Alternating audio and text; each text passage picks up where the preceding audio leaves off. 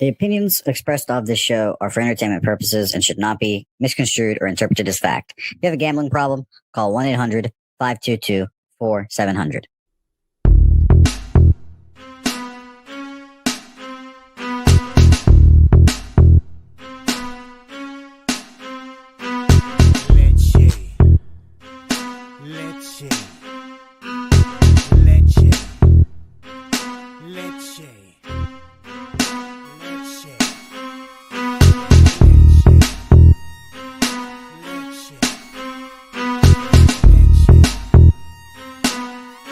Introducing Pubcoin.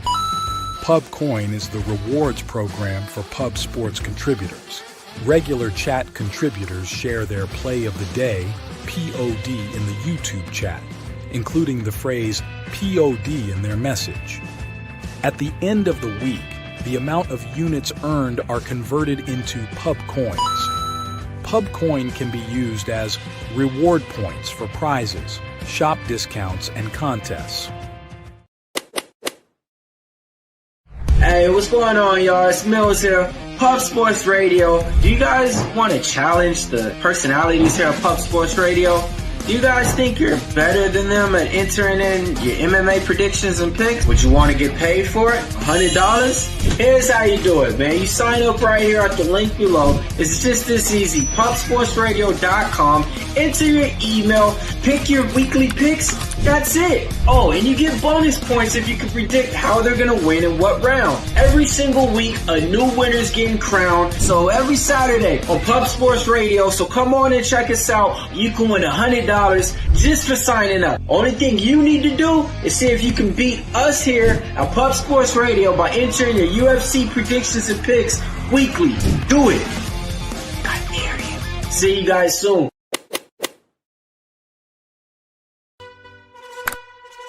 Upgrade your membership to Gold, you will be automatically entered in every horse race, every Wednesday and Friday. It is time to race horses. We are racing camels today. Shout out to the Gold members. We're racing in San Antonio immediately here. And we're off. 2 minutes, 74 canals on this racetrack. It's wide.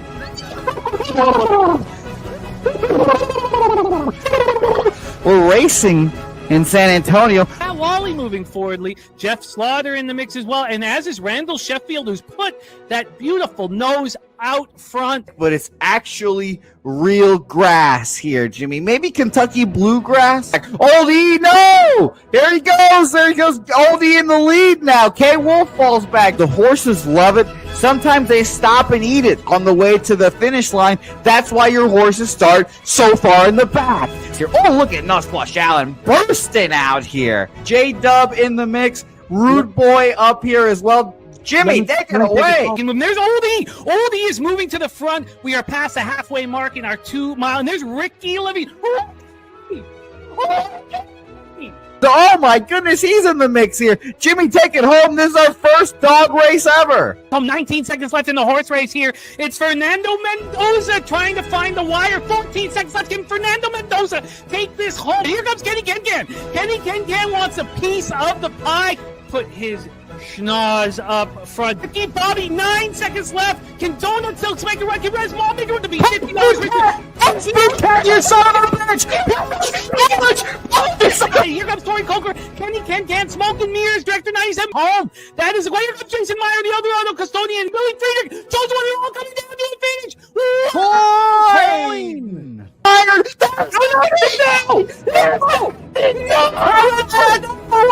Nowhere! Oh no! Fanatical Jim!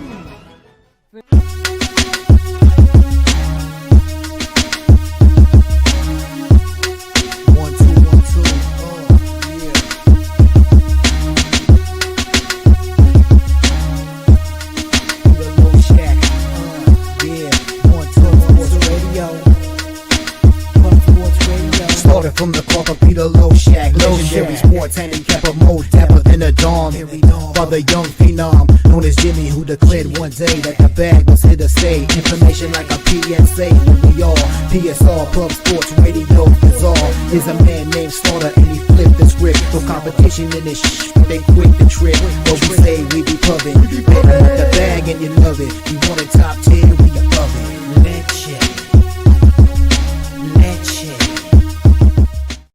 Alrighty, say hey everyone, welcome into another edition of Betting with Bouquet. My name is Jose Bouquet. Jimmy the Bag away on vacation for the All-Star break in lovely Vancouver. So shout out to the 60 I already forgot what's the area code. You corrected me yesterday on Twitter. 604? 603? I don't remember now, but shout out to our guy Jimmy the Bag here. Appreciate all you guys watching the show here. We have a full day of MLB to break down here. Doubleheader we will kick it off with here, and 2 WNBA games with our guy Billy Brisbane, the hottest MLB capper on Twitter. Mr. Wine Time Sports joins us for MLB here, up like 30 units on the season here. So shout out to our guy Wine Time. He'll be joining us here soon here. Shout out to 414 Bub for the donation to start off the show in here. He says Brewers -2, cash it. Thank you, my guy, for watching. Hopefully you enjoy the show. Become a member and hit the subscribe button. Our guy Billy Friedrich in here as well, dropping Pid Milk play of the day is the Dodgers here. Shout out to you, Billy, my guy, Irish King, Big Daddy Boom. And by the way, another Pig Milk play here on Saturday for the UFC. I will star that comment, Billy, and I will tail that because the Pig Milk UFC plays are fire. Shout out to you, my guy, the Sweaty Butcher. I feel like I have to say his name in silence because he rolls in silence and he does his damn thing. Shout out to you, Sweaty Butcher, in here, dropping a few +1.5s on the Dodgers, Marlins, Pirates, excuse me. There, shout out to you, Sweaty Butcher, my guy, Gravy Bets in here, TC, Sloan, Dave McKenna, TJ asking how that Yankees win feel, Jose. It felt icky. It felt really icky. Me and Topset, shout out to my guy Elio, had a conversation yesterday talking about like the move in that game was definitely to live bet the Yankees. Seattle was -140. You know, first 5, it seemed like they were going to win the first 5 there. And it seemed like such an easy live bet for the Yankees there. And I told a buddy of mine, like, you should live bet the Yankees. I mean, I know they're being no hit, but just get Woo out of there and they've got a shot. And exactly what happened. So it felt gross, TJ, but I'm glad we got it. It definitely saved my day here. Gerald Jones, shout out to you, my guy, and shout out to Lyrica watching the program as always. Nice to see you. The Jones family in there as well. BJ in here dropping his best bets here. BJ, I'll tell you, I'm on one of those bets already here. So shout out to you, my guy.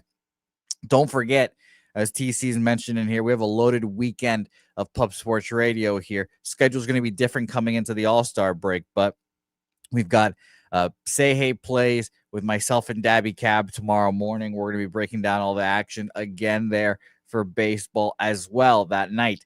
UFC contest for the UFC that night in the live stream. So don't forget to tune in and go to Pub Sports Radio and watch all that. Thank you, Swig, for dropping the 604, by the way. I don't know why I keep saying 3, but nice to see my guy TC. Good plug there. Steve G, the chillest.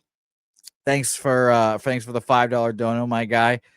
You say I hold the channel together, but it's you guys watching in the chat, the guys that donate, the guys that are members. You guys are the backbone of the channel. You guys keep us alive and working every day. So thank you guys. If you can, become a member and donate like our guy, the Chillis and 414 did earlier. Nice to see Robert Cherry in here. Jason Ramsey, Scott, also all in here as well, betting first pitch strikes in there as well. So shout out to you, Scott, my guy. So like I said, we've got a pretty loaded card today here. We've got 16 baseball games. We've got 2 WNBA games, or 15. I don't remember how many games there are now, but we have every 1+1 there. So I should do the math there and figure it out. But the point of all this is we have a lot of games to talk about.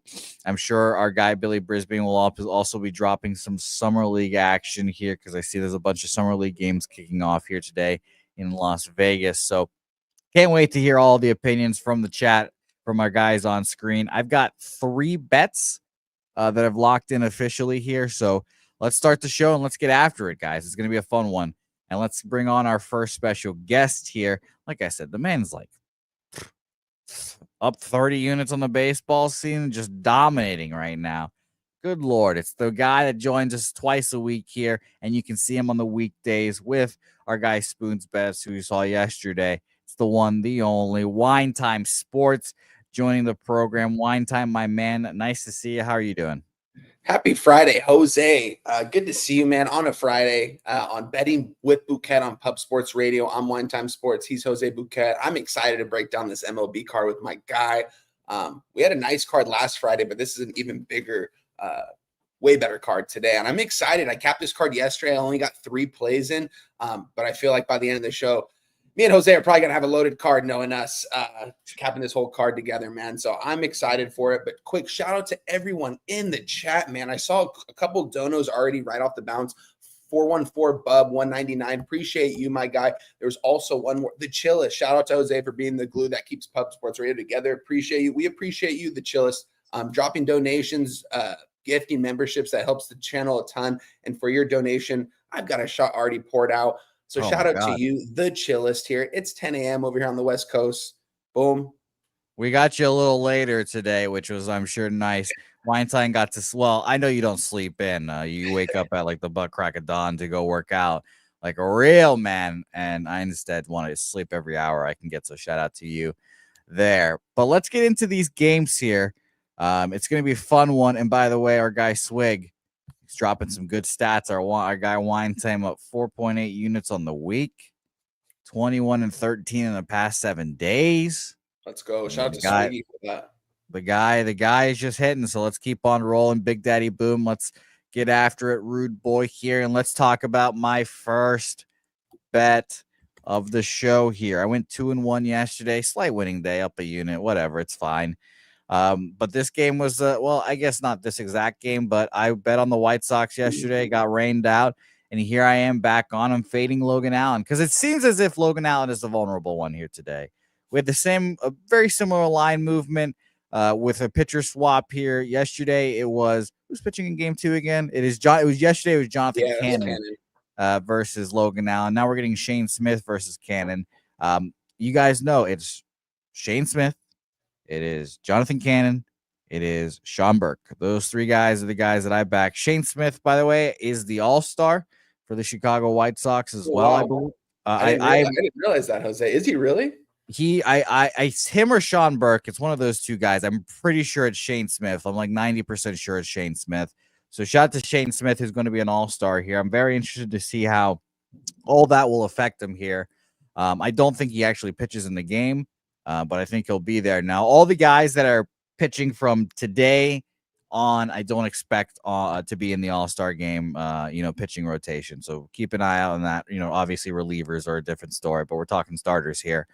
But Logan Allen, I think, is the vulnerable one here, and we can roll right into the market here because very market-based bet for me here. We've got 70% of the bets, 90% of the money on Cleveland here. This line opened up at -130. Penny opened this up at -129, where we used to play poker. Opened this up -130, both at -113, -112 now for the Cleveland Guardians. So, I mean, this is, it's funny. I bet 1 unit, $25 on every game I do. Everything I do, I bet $25. That is like a very strict thing I tend to do. There are very rare times where I try to go up or like I try to hit a big score, stuff like that. Very rare. These are the spots, the reverse line movement where there's all the money on one side and the line moves the other way, are the spots that if I had more balls, I'd put my $100 bet on there. I'd put my $150 bet. These are the bigger bets that I would make here personally. So I am on the Chicago White Sox here. I bet them at +105 here about 20 minutes-ish ago. So it's just an easy bet for me to make here with the market at my back here, being the wind guiding me here. So what do you think here, Wine? Yeah, I want to give a quick shout out to everyone in the chat. I see my guy Sly17107. Shout out to you. Shout out to my guy Sweaty Butcher in the building. Scott Swig Bets. Let me bring this up. Nathan Cerna, my guy right there. The High Owl. That's a newer name I see in the chat. Shout out to you. Just my 2 cents. Always showing love in all the chats on Pub Sports Radio.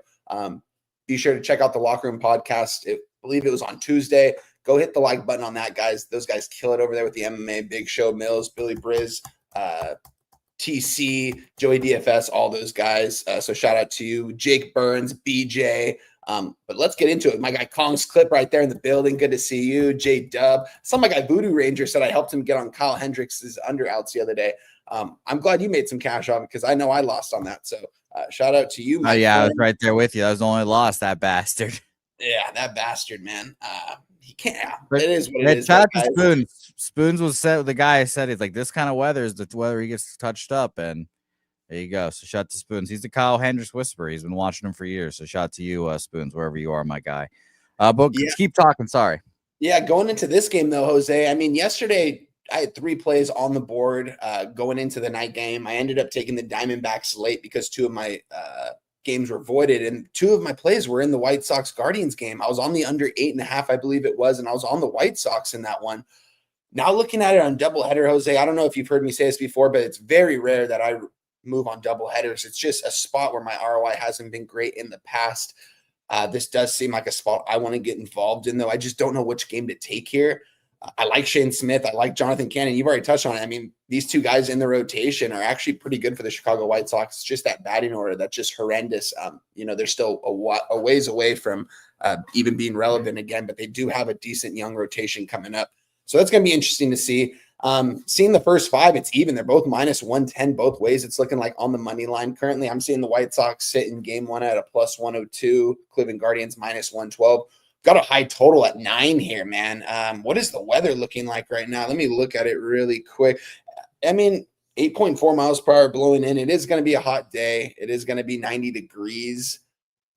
But I mean, with these 2 pitchers on the mound, Jose, is this is this not a high total? What did this open up at? This originally opened up at an 8.5, minus 110 both ways, and now we're seeing an over 9 plus 100. You know, it's interesting. There's 91% of the money on the under in this game. 58% of the bets are on the over. So Wow. bigger, sharp bets seemingly on the under in this game. Line has gone up though. So I find that to be a little confusing totals wise here. I haven't bet many totals unless the market's just like smashing me over the head with it.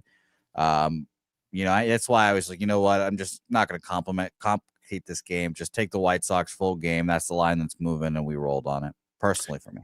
Yeah. I apologize. I said it was minus plus 100 to the under. It's minus 120 to the under. It's very tricky, Jose. Like I said, I don't like double headers. I don't think I'm going to get involved in this game, so we can move on. I do have a lean towards probably the White Sox and the over because it's just an absurd total for it doesn't look like a hitter-friendly weather. I don't have ballpark pulled up right now, but it just doesn't seem like a too offensive day, but we have a total of 9 with 2 pretty good pitchers on the mound, I guess you could say. I mean, Logan Allen, but these are both 2 pretty good pitchers, so it's a suspicious high total. I'm going to stay away. We can move on to the next one. The next one is the other half of this doubleheader with Gavin Williams and Jonathan Cannon, and this line has moved pretty dramatically too. I don't have money splits on this game yet. We'll see if we can get them throughout the day here, but I'm seeing this line open up minus 134, went up to minus 145 at one point, now all the way down to minus 125 here. Williams versus Cannon. Again, it's just yesterday I bet the White Sox saying I don't think this Guardians team is very good. They just went on like a 10-game losing streak. They sweep the Astros, but now that you come into a sleepy spot in Chicago, now you play a doubleheader. I just don't believe in this Guardians team. I think they're going to be a pretty, average to below average team, 4th place squad. So I lean White Sox here. I don't typically bet, second half of doubleheaders, especially when the first game hasn't happened yet. But if I win in that first game with the White Sox, I honestly wouldn't be surprised if I went right back to them here. And that's not something I typically do. I need to see the money splits here as well, because again, this is just eerily similar situation here. Minus 140 opener, already down 20 cents for whatever reason here. So I like the White Sox in game 2, but this is just a case, like I said, wait, watch the first game, see who gets thrown, see the relievers, get the market, and do all your analysis, and you can go make the bet there. But I lean White Sox for sure here. Wine, what'd you think? Now we're sitting here on game 2. We have a total go from a 9 to an 8. Well, not go from a 9 to an 8, but 2 separate games where total is 9 and the other is 8, and it's the same day. This just doesn't make a lot of sense for me. That first game is going to go over, and this second game is going to go under. I'm not going to move on these games yet, Jose. This game 2 is a spot I'm looking to back the under at the 8 spot. I believe I got 8.5 yesterday on these same 2 pitchers on the mound, and I really liked it. Now we're getting an 8 minus 105. So, I mean, it's not even really juicy at all. I'm liking this under in game 2, especially if I think there's going to be runs scored in game 1. But I'm with you. This Guardians team, it's tough because, I mean, they've got decent pitching. They always have good pitching every single year. It's just if their offense can give them enough runs. And this season, it's just not coming through.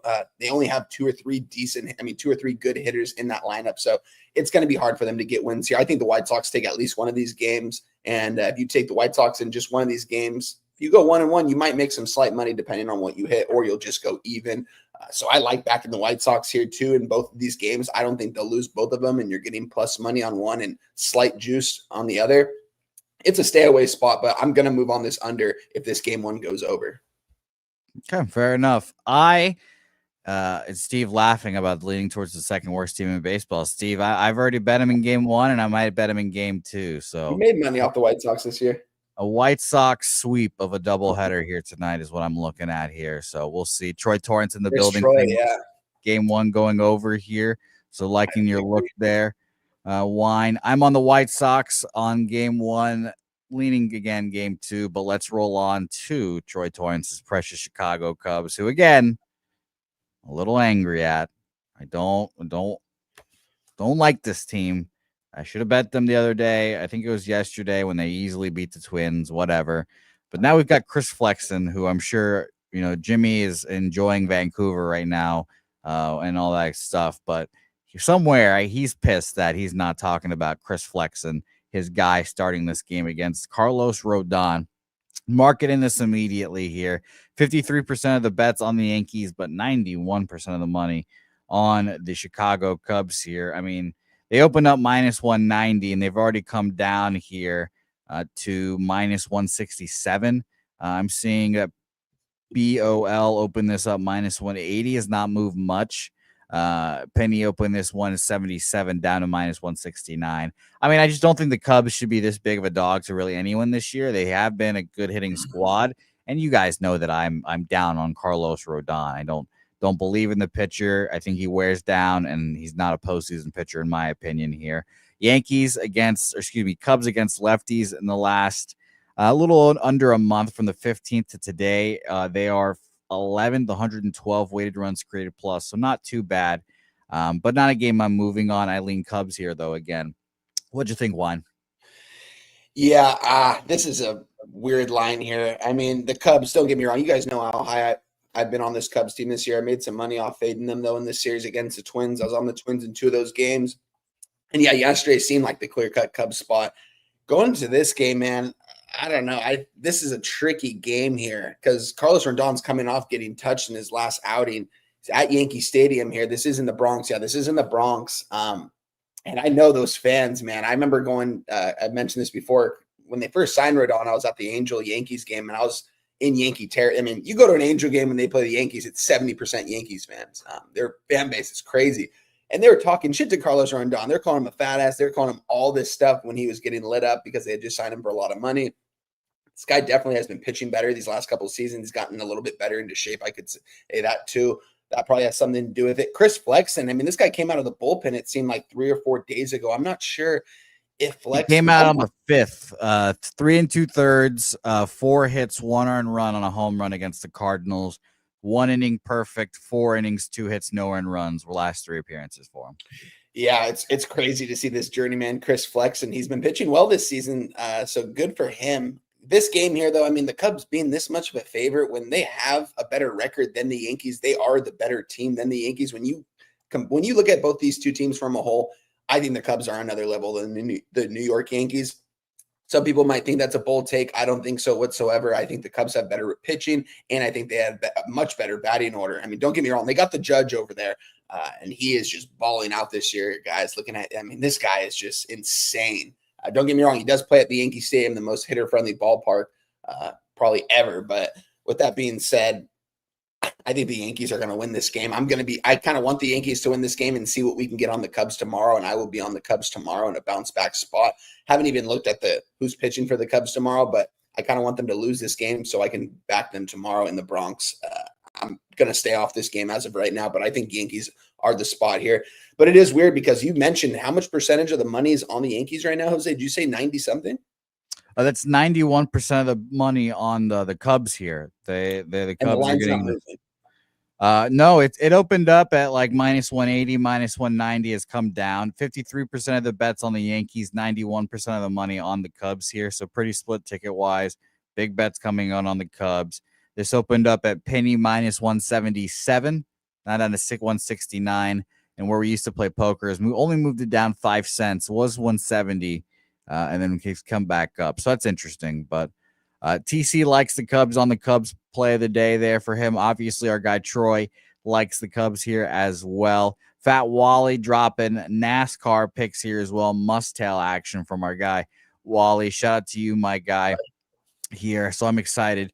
And Troy, I'm assuming that's action. I guess that's action. So it's, very fascinating as we continue every day trying to figure out what source is more reliable. What's crazy, Jose? I haven't looked at the betting percentage on anything in probably close to over a month now. I look at that line movement, and I mean, you kind of know who's going to be on who in what game, right? I mean, looking at from the general public standpoint, who the public's going to be on. You don't need a percentage to see that. I feel like a lot of the time lately in baseball, but seeing a majority of the money on the Cubs. I mean, I haven't had any line movement. The Yankees right now in my book are still minus 180 and the Cubs are plus 165. And I feel like that's what it opened up at. Seeing this total juice to the over at 9 makes me think there's going to be a lot of runs scored, which makes me think the Bronx batters over there are going to hit Flexen. I mean, Flexen doesn't have good stuff, guys. From the eye test, if you watch this guy pitch, this guy's not a good pitcher. I mean, there's a reason why he was almost out of the league. Don't get me wrong. He can be serviceable at times. I like that they've been using him out of the bullpen in long relief. I think that's more of his style here. This is a tough spot here against the Yankees here in Yankee Stadium. I think he's vulnerable to get hit. So I'm going to stay off this because I would never lay a minus 1.5 with the Yankees, especially in this spot, especially against a team that I think is much better than them in the Cubs. Not much better, but better. It's going to be a pass for me, Jose. Pass for me here. Billy Friedrich, funny, dropping this in here. Flexing outs over under 9.5. Wow. Jose, 9.5. dude, what is this? Do you have a first 5 team total on the Yankees, Jose? Can you bring one up? Sorry to. No worries. I have to. People in the chat, if you guys can aid us in this endeavor here as well here, because there's their team total full games 5.5 for the Yankees plus 110. I mean, my guess would be at least 2.5. Super juice 2.5 at least, but I needed to look for it as well. This isn't the lineup for Flex for Flexen to pitch well against. I think he's going to get lit up here, so it's going to be a pass. I'm not going to take the Yankees on a run line here, and it just looks a little bit too sus to take the Cubs at this much plus money, despite having Chris Flex on the mound. But you look at his numbers from the outside in. If you've never actually watched him pitch, you're probably like, damn, this guy should be pitching every day. But if you watch him throw, I mean, he's very vulnerable, guys, especially a second time around a batting order like the Yankees. Even though the Yankees, I mean, they've got a good batting order, but I think this is vulnerable. He's vulnerable today. But let's pass on this one. I'm done. Yeah, let's move on here. I do lean Cubs, but nothing here for me. Fernando Mendoza likes the Yankees here, as well as Stephen Harrison. So good luck to you guys there. Let's go to Miami, Baltimore here. 2 shitty teams going at it here. Dean Kramer versus Eduard Cabrera here. Good pitchers on each side. I will say that I decently have respect to both pitchers. There's 56% of the bets, 76% of the money on Miami. So, I don't really consider 50 tickets and more money public anything really. It needs to be at least 75 and on each to really for me to be considering it public. Bigger bets on Miami. I understand. I see this line opening up at minus 125. Penny opened this up there and has now minus 130. Was that one minus 135 about an hour ago here? So I've kind of stayed off this game too, thinking that these are two shitty teams that are kind of hard to predict. The Marlins have been excellent on the road the last few weeks. Does that come back down to earth?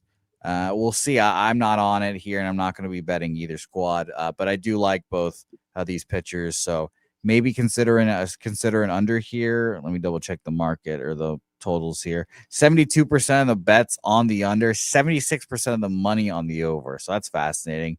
That big split here. A lot of people betting big bets on the over here. Line has not moved too much though.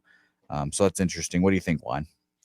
Yeah, this is an interesting one, Jose. Both these teams are the exact same record. Teams that were pretty much at the bottom of the league maybe 3 to 4 weeks ago, and they've definitely been playing a lot better baseball, especially the Marlins. The Orioles, too, have been playing a lot more consistent baseball. This is a tough matchup here. Dean Kramer on the mound. I don't know, the Marlins, I feel like the Orioles is the spot here. Looking at this total at 9 here makes me think both these pitchers can get hit, too. When I capped this game yesterday, just nothing really correlated enough for me in this game to move on it. I don't have a play in this game, Jose. I like both these pitchers, but seeing this total at a 9 and seeing this ballpark weather, do you have what is it, the ballpark app, Jose, or no? I don't. I just use Swish here. Can you give me the weather report for today? In this game? Let me do a refresh here. There's 2.7 mile an hour winds blowing out to left field at 89, 85 degrees throughout the game here. Feels like fucking 95, 96. So it should be a hot ass day there. Good Lord. For those guys. God damn. Shout out to my guy Troy right there. He asked if I was on. Let's see. No, I didn't move on the over in the White Sox game 1. I kind of want to stay off that. I'm not good at game 1s. If that game goes over, I am taking the under 8 in game 2. So I hope game 1 goes over. This game starts in about an hour and a half. We'll see if I get there. Maybe I do move on the over there. So we'll see. It's just a tough spot. I do think over's the play in game 1 though, but nothing official for me. And in this one, it's going to be nothing official for me. Marlins have been cashing tickets left and right these last couple weeks. I think it might be a little bit too good to be true, though. I think eventually they're going to start slowing down. They're going to come back to life a little bit. Don't get me wrong. I like the young talent they have in on this team, but baseball is just such a grind. We'll see where they are here in a month or so, but it's going to be a pass for me. But I like the Orioles here in this spot, and I like the over as well because both these pitchers, I mean, you look at both these guys' numbers, they're looking pretty good here. And looking at the total at a 9, we're seeing a lot of high totals today. I feel like there's going to be a lot of high-scoring ball games today, guys. So it's going to be a pass for me, though. All right, pass for Wine. I'm not moving here on this game either. So far, official bets for me, at least, I'm on the White Sox here so far in this slate. So more action to come here. More action, I believe, in this next game here, Wine time. Red Sox Rays here again. Red Sox win again yesterday in a very, very good Red Sox win. Will make Red Sox fans feel a lot better about themselves. It made me. I slept soundly last night, knowing that Walker Buehler held his shit together. All of the RBIs came from the young guys, and the bullpen locked it down. And 44 did his thing again. Now we're here. Hunter Dobbins takes the hill against Drew Rasmussen, and I generally have a rule of thumb that if there's another line that you kind of see run back with two different pitchers. So you kind of feel like you have to take the other side here. But yet, my other brain is saying Hunter Dobbins coming back from an injury is a minus 110 favorite, or I guess minus 110 to Drew Rasmussen, a pitcher that's been lights out kind of all year. This was felt like an easy another. I was like, okay, I guess I'm taking the Red Sox yet again here. They've won 8 straight, I think now. This is the best stretch of baseball they've been playing. I thank the Colorado Rockies and Washington Nationals for helping us get here. But this feels like another Red Sox spot. This line is baffling to me. I couldn't, this felt again. I've said this a lot in the last few days, but this felt like minus 130 Tampa Bay Rays. at least here. And I get that the Red Sox, very public squad, people like betting on them, but was very surprised to see what this line was. Market in this game, 62% of the bets, 90% of the money on Tampa Bay, which is a little surprising. 56% of the bets on the over, 67% of the money on the under. In this game, the line movement, Penny opened this up minus 106 Boston. It's minus 111 Boston. So that's hilarious. Where we used to play poker, open this up minus 108 Tampa Bay. Now it's minus 111 Boston. So again, this just felt like another easy spot for me to take the Boston Red Sox here, going for 8 straight. So Boston Red Sox is getting bet as we speak. Wine time. What do you think about this game?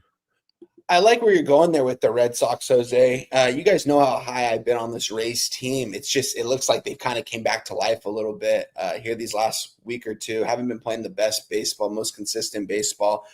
Don't get me wrong, I still like this Rays team, but this seems like a Red Sox spot. I mean, the line's coming towards the Red Sox. I'm seeing the Rays as an underdog now, Jose. Last night, I'm pretty sure the Rays were minus 110, but I have a play on this game, and I'm excited to see the line movement go towards my way. I'm on the over 9 plus 100. It's now minus 120. Crush that, 20 cents of movement right there. This is going to be a 9.5 before game time. I think there's going to be a lot of soft contact today, Jose, at Fenway Park. I think there's going to be a lot of balls hit off that monster. Maybe not a lot of home runs, but we're going to see a lot of base runners on base, and we're going to see a lot of hits with runners in scoring position today for, I think, the Red Sox and the Rays. I think it's going to go both ways here. I think the Red Sox are going to get to Drew Rasmussen. What is it? Rasmussen. Yeah, my bad. No worries. But yeah, I think they're going to be able to get to him early and often. They're going to have to go out to that bullpen a little bit earlier. And I like the Rays bullpen, but they haven't been pitching as well the last couple of weeks. So we'll see. I like the Red Sox too. I might move on the Red Sox with you, Jose. This just seems like a clear-cut Boston Red Sox spot. They're playing really good baseball. They got the headache out of the dugout a couple weeks ago. They've got a lot of young guys in that lineup. When's Bregman supposed to come back, Jose? Wine. He comes back today. Wow. What's today? Say Friday. No, he comes back Saturday. Excuse me. Okay. Yeah, it's not been announced yet, but I'm very certain it is. Let me double check here. I've got to double check with my source here. Yeah, I mean, that's a big bat for them to get back, Jose, and a really good glove at third base. So they're only going to play better baseball, I think, when he's in that lineup. Despite if he's in the lineup today or not, I still think the Boston Red Sox are alive to win this game. Yeah, it's today. He comes back today. It's not been announced yet officially, but I will have the Jose guarantee he comes back today. Yeah, so I'm most likely going to be with you, Jose. I got the over 9. I think this is going to get like 11 or 12 runs today. I think we're going to get that over easily here today, and this is going to get to a 9.5 before game time. I like and if it does get to a 9.5 with Drew Rasmussen on the mound, like that's absolutely crazy. Like we're going to see a lot of soft contact, a lot of balls hit off the green monster, hitting the gap. And I think we're going to see some walks as well today. So I'm on the over 9, and I think it's a great play still at minus 120. I would get it before you can get a 9.5. This is going to easily go over, and I would definitely lean towards the Red Sox. I will most likely move on the Red Sox before game time. Now, an interesting note. Shout out to I forgot who put it in there. I needed to scroll up here to see here. JW mentioning that Joe Boyle was the primary for the Rays here. I saw that on RotoWire as well, and I was like, huh, that's interesting. And it looks like Drew Rasmussen's only going to pitch 4 innings, but I think the cap is still the same for me personally. But I'll read you guys the news here that after a 7-5 win and extra inning, blah blah blah blah, that Drew Rasmussen is going to be used as an opener in front of the bulk reliever Joe Boyle at least a few more times through the rotation. His last 3 appearances, 2 innings, 3 innings, 5 innings. I expect the same thing here. The reason they're doing that is because the Rays are known for ripping every pitcher's UCL they have, and Drew Rasmussen's gotten Tommy John like 2 times already, I think. So they're trying to save him here, but I still think it's going to be 2-3 innings of Drew. Then they pass it to Joe fucking Boyle, Joey Dickhead for all I care, and the Red Sox play well. I'm just shocked that they've been playing this well. And by the way, Joe Boyle, for those wondering here, his stats, he's gone twice in the majors, so far. His last appearance was on the 6th of July, 5 innings, 2 hits, 1 run at Minnesota, 7 Ks, 1 walk there. So very interesting. Fernando doesn't even see Rasmussen pitching props anymore. So that's very interesting here. But yes, I'm on the Boston Red Sox. Anything else for you want to add on this game before we move on? No, nothing. All right, let's keep it rolling here into Colorado, Cincinnati. Chase Burns is a minus 235 favorite against Herman Marquez. A shout out to our guy Jimmy. I can hear him now saying that Herman Marquez, Senzatella have been making him cash early unders here. Everyone knows about kind of Chase Burns at this point. Very highly touted prospect. This is his 3rd start. Let me look that up just to make sure. But he's had 2 bad starts, I believe, here. Let me double check here. This is his 4th start, excuse me. So, yes, he had 2 bad starts here. 5 innings, 6 hits, 3 earned runs is fine. Then he got destroyed against the Red Sox because he was tipping. Then he comes back 4 2/3, 2 hits, 1 earned run against the Phillies here. And like I said, tipping is a fairly easy thing to correct once you've pointed out, but if you're in the game and you're tipping, you're fucked. That's why the Astros won the World Series once upon a time. But minus 235 favorites, not where I want to bet the Cincinnati Reds. You know, I kind of lean, if I could bet a first 3 under in this game, this would be a kind of game that I could see Jimmy would be interested in. Market in this game, we are talking Colorado Reds here. 68% of the bets, 53% of the money on Cincinnati here. 60% of the bets, 84% of the money on the under in this game. Line opened up at minus 190 let me double check at Penny here. This line opened up minus 198 at Penny. That's up to minus 240. Minus 190 at BOL, up to 240 there. So smells like a cash cow, but a high, it's supposed to be a low total for the cash cow, or for not to be a cash cow. So I'd love to hear, Troy, your opinion on this game, but nothing here from me. Wine, what do you think? I think both these pitchers are going to pitch well today. Seeing this total at 9.5, it's probably going to get to a 9 right now, at least before first pitch. It's right now to minus 125 to the 9.5. Both these pitchers on the mound, that you look at their numbers, they are not good by any means. I have backed Herman Marquez in the past, and he's, I've made some money off him, and I've also lost some money off of him. This seems like an under that both these pitchers can go out there and pitch well. At least Chase Burns, I think, can go out there and pretty much dominate this Rockies lineup. Anyone should be able to dominate this Rockies lineup. It's horrible. I would only lean towards maybe the Reds here in a money line parlay piece, minus 240, but that's crazy to see them this much of a favorite. Minus 1.5, minus 130. Nothing for me in this game, Jose. It's going to be a hard pass for me. I would lean towards the under, though.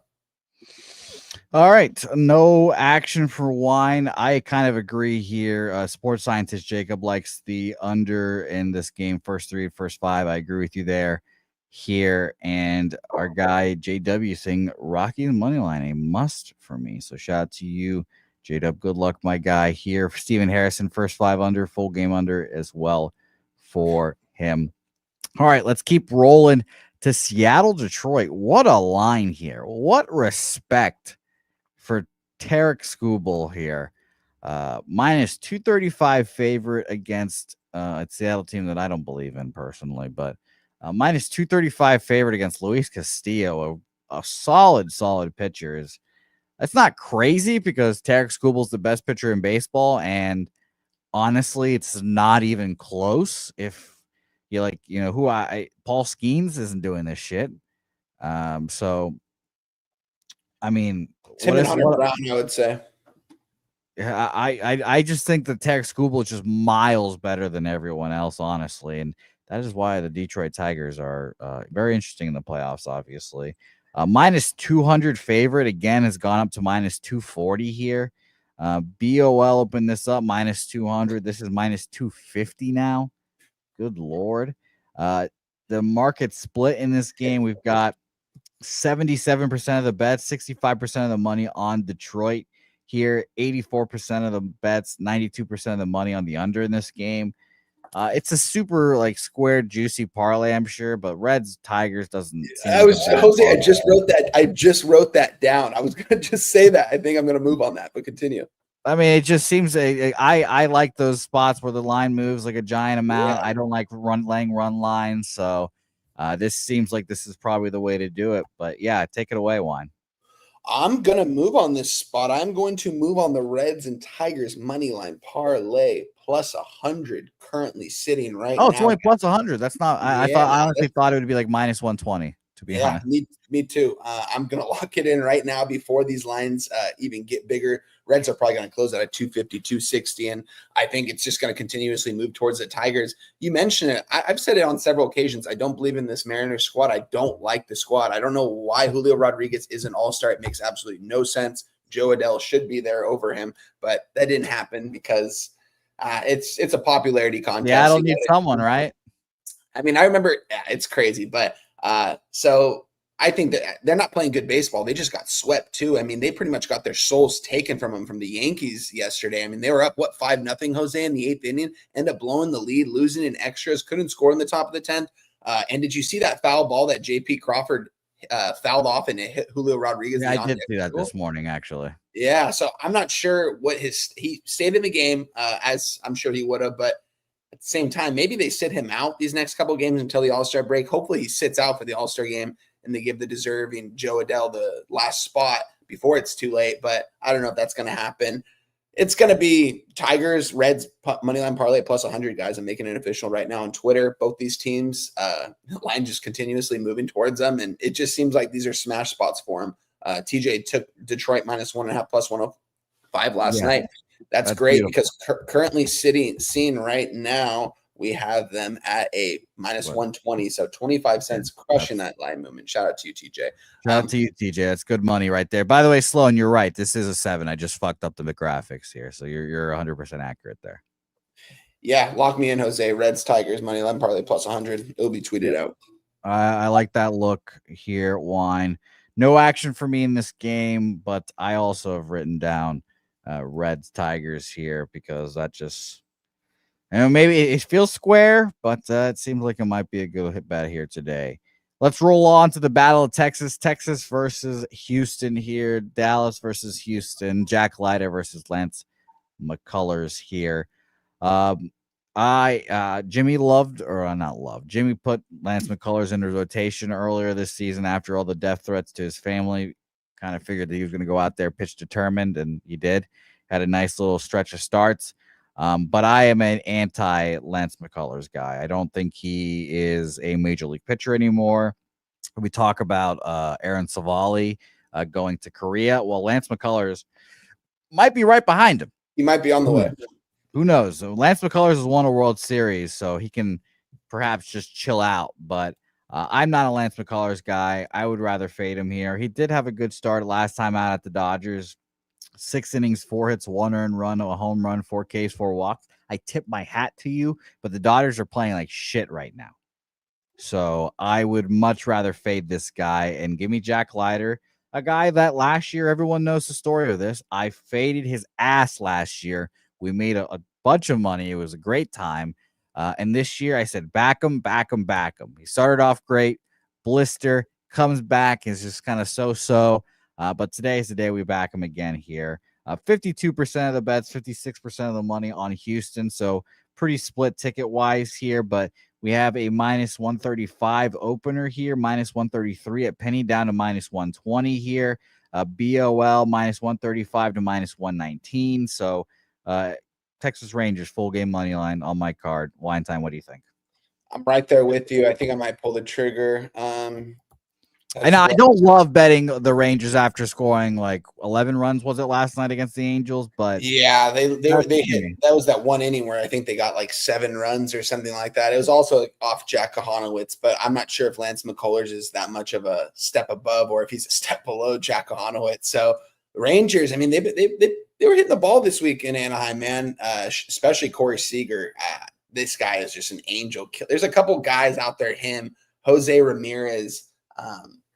Who I can't think of Julio Rodriguez. There's a lot of guys that just kill the Angels every time they play. And it seems like Corey Seager every single game in the 4-game series, guys, his over 1.5 bases was minus 120 juice. And I think he hit it every single game.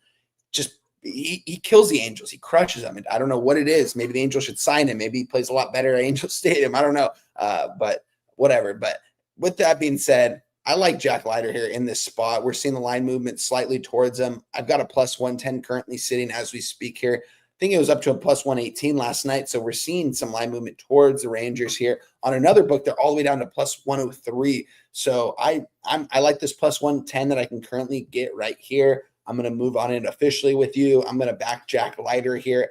Also a little bit, I mean, Astros are playing some really good baseball sitting here, 18 games over 500, 17 games over 500, Rangers 2 games under 500, and we're seeing this line. I mean, maybe it's because McCullers hasn't been pitching well, but at the same time, I think Jack Leiter can go out here and pitch well. Also leaning towards the under. Only reason I didn't is because I saw it opened up at where it is right now, 8.5 minus 115. Got down to an 8 this morning at minus 105. Back up to an 8.5 at minus 115. So I'm going to end up staying off the total in this spot, but I'm with you on the Rangers. And shout out to my guy Julian Cesario in the chat. Good to have you back, my guy. And share your plays in the chat if you have anything today, Julian. Shout out to you, my SoCal LA friend out here that I've kicked it with in San Antonio with twice, but never kicked it with him in LA. So we got to get to an Angel game, my guy. Shout out to you for showing love as always. Jose, we're consensus on this. We're moving on the Rangers. Beautiful. And shout out to Julian. Handsome motherfucker, that actor, dude. Yes, sir. Shout out to Julian Good here dude. As well. Yeah, and we appreciate you guys being in the chat here. Drop your action, hit the like button while you guys are here. Appreciate you guys as always here. I am on the Texas Rangers here. So let's roll on here into Pittsburgh, Minnesota. More action for me in a rare double up for me here, wine time. I am obviously on Joe Ryan and the Minnesota Twins here. I mean, this was a no dub play for me. I've been fading Paul Skeens kind of all year, and it's not. This one wasn't even market based. This was just fade Paul Skeens, whatever the case may be. Then you look at the market, 50-50 ticket split, 85% of the money though on the Minnesota Twins here, as people are starting to realize that it is profitable to fade Paul Skeens. It's opened up minus 116 here. We're all the way up to minus 135, minus 137 where we used to play poker. So that's just fascinating here. Where did I click the right one? At Penny there, minus 114 up to minus 130. A pre-show bet here. I bet the Twins minus 133. A little juicy. But you guys know my infatuation with Joe Ryan. I think he can pitch right there with Paul Skeens. And I think that the opportunity to pitch against a guy like Paul Skeens always brings the best out of the other guy here, because they try to match him 0 for 0. And we know the Pirates offense is ass cheeks. And now, speaking of ass cheeks, I don't think, and shout out to Dabby Cab, I'm using his words here, I don't think that this 3.5 total or 3 first 5 totals are a thing. I just don't think those first 5 unders are very profitable. That's a low amount of runs for 2 pitchers that Paul Skeens gives up 2 and Joe Ryan gives up 2. That's still a good start here. So first 5 over 3 at minus 120 here. Another bet I made here. Market in the total here. We've got 90% of the bets, 97% of the money on the under. Of course, because these are 2 fantastic ass pitchers. And guess what? As Dabby Cab would say often here as well, I still could see this full game going under. But 3 runs in the first 5 innings is simply too low for anyone. Shout out to you, Dabby Cab. This number opened up at 6.5 juice to the over here. Penny opened this up at a 7 juice to the under. It's still there. BOL 6.5. Now it's 6.5, and it went up to 7, came right back down to 6.5. It's all fascinating to look at this market movement, but yeah, give me the first 5 over 3 here. Just way too little of runs. Both these guys can give up 2 runs, and I'll be happy here. So first 5 over 3 minus 120, and the Minnesota Twins minus 133. Both official plays for me here. What do you think, Juan? Yeah, I want to give a quick shout out to everyone in the chat for showing out. I see my guy Ren Mos in the building, Jason Meyer, my guy TJ right there, always delivering the heat in the chat. Shout out to you, my friend Scott, Swig Bets, MLG Beavis, Justin Miller, my guy Sweaty Butcher. He said Pirates plus 1.5 minus 210. Okay, yeah. I mean, I feel like this is going to be a one-run game, however the way you put it. I see my guy, sports scientist Jacob, shout out to you, got Twins minus 115 along with, I think, yeah, TJ Twins minus 14. You guys got some good. I'm sure you got these last night. I wish I would have as well, because when I capped this game, I capped it towards the Twins. At two different of my books, I get a minus 135 and a minus 130. I'm obviously going to take the minus 130 here because I think this is only going to continuously go up. I think this is a one-run game. I don't know, Jose. I'm gonna, you know what? It's not gonna be an official play as of right now because it's tough because I do think we're not going to get as good of an. This is even at minus 130. I think it's a better number that we're going to get closed, and it's probably going to close around a minus 140, which against a pitcher like Skeens, you know, is a little fishy because he's one of the best pitchers in baseball. But you got Joey Ryan on the other side, and he's been dominant this year. He's been dominant for the last couple of years. I like this guy. I like him from the eye test. I like both these guys from the eye test. And seeing the 6.5 juice the over at minus 125 maybe makes me think that this game is going to eventually get to a 7 as well, which makes me think maybe these pitchers do give up a couple runs today and then the bullpens blow it. But, I mean, how could you ever trust the Pirates' bats ever? This batting order is not good. The Twins, I guess you can say the same thing as well. They've just been cashing me tickets the last week or so, and that was a team I hated all season long, but they've been treating me well the last week or so in spots that I've taken them, especially in that Cubs series. We got a lot of value there. Here, I do think there is value still on the Twins at minus 130. I'm very close to pulling the trigger here. I don't know. We'll see here. I'm not sure if I can move on this, but my guy, Sway, but you're completely off topic. But wine time, did you see those Kobe bobbleheads the Dodgers are? No, but I'm that would be a crazy day at Dodger Stadium to get in there and to try to get one of those. They probably have one for the first 10 to 15,000.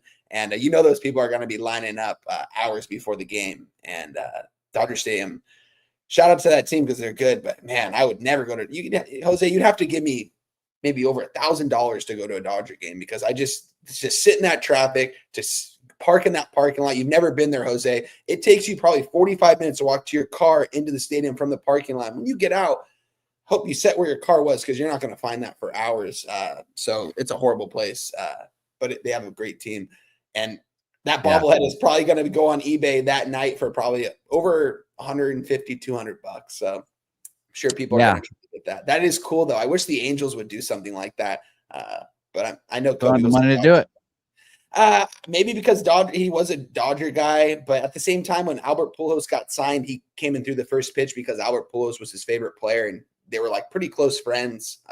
I mean, I wouldn't say close friends, close acquaintances. They respected each other's game, and so he came out to an Angel game. I think it was in the early whenever they signed Pujols is the first year, 2010, 2011, around that time. And so shout out to him for that. But nothing for me as of right now. I said the Twins, but I'm going to wait. I'm just going to wait, Jose. I got to look at this game a little bit more after. Fair enough. Good luck to all you bobblehead goers out there in Los Angeles. And TJ, he said, I was at Tiscar bobblehead night last year. Dude, it's in Jose. Like, whenever you get out to SoCal, we are going to an Angel game because it's so much. Yeah, I don't want to go to a Dodgers game. Yeah, like you said, fucking hour and a half in traffic.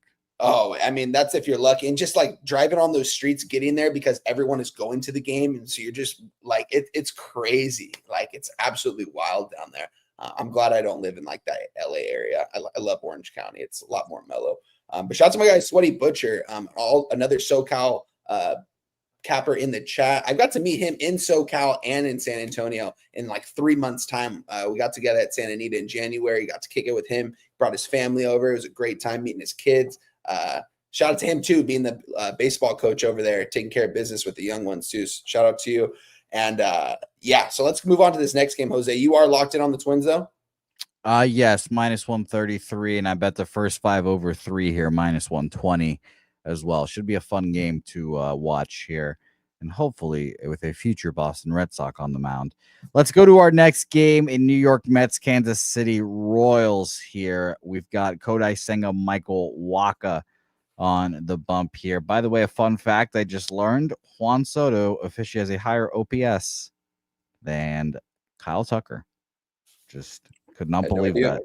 Could not believe that. Yeah, it just happened. And Kyle Tucker started the season so hot, and now he's tailed off, and Juan Soto is being Juan Soto again. So very interesting. We've got 58% of the bets on the Mets here, but 63% of the money on Kansas City. The Mets getting swept in the doubleheader against the Orioles yesterday was ugly business. And the market's saying that the Royals are live here yet again because this line opened up minus 135 here, minus 140. I'm seeing minus 136 at Penny down to minus 123. BOL, same thing, minus 135 down to minus 125 here. I have not moved on this game, but the market's definitely pointing towards the Royals here. And just a little trepidation with the Royals. Numbers against righties here. Kansas City, where are you? Kansas City 2678 weighted runs created plus, while the Mets are obviously in 14th, 107.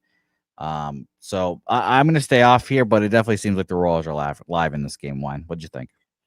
I completely agree here. And seeing this total, Jose, at a 9.5, open at a 9, juice to the over at minus 125. So now we're seeing 9.5s here.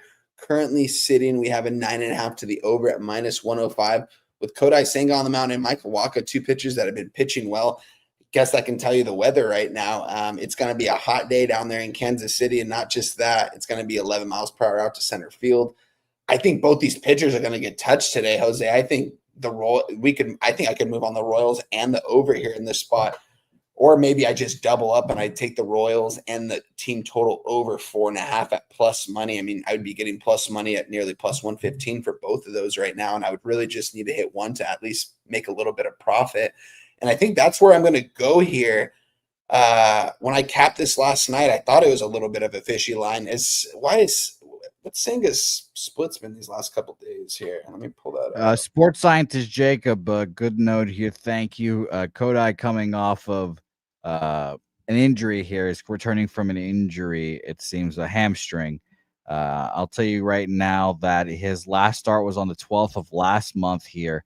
His 1 rehab starts, 3 2/3, 6 hits, 4 runs, 3 of them earned, home run, 4 Ks, 2 walks at Double-A. I'm not really worried about him getting touched up because, he's trying to get his feel back. So not worried about that, but he is returning from injury, which is just another worry from me. Home road splits are crazy, though. Home 0.96 ERA in 37 innings pitched, a road 2 ERA, so not even that bad either. So I lean towards the Royals, I'll tell you that. I just haven't moved on them yet. Maybe I'll move on them soon, but nothing here for me so far.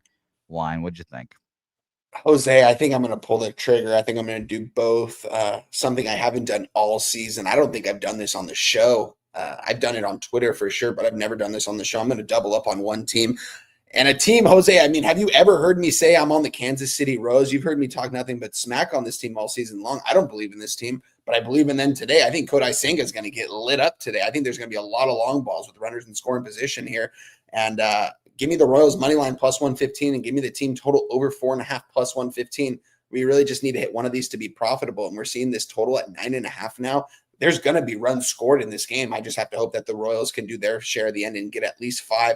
If they can get 5 runs here, I would trust Michael Wacha to at least go out there and give me 5-6 innings of maybe 3 earned run baseball, because in this weather, there is going to be some liability for runs. We're going to see runs scored on the board today either way. I'm on it. Redbeard said, don't do it, Wine. And Ron Crawford, med spot. I'm doing it, guys. This correlates for me. Royals money line. They're playing a lot better baseball the last 5 days or so. I'm going to take them plus 115 and take the team total over 4.5 plus 115.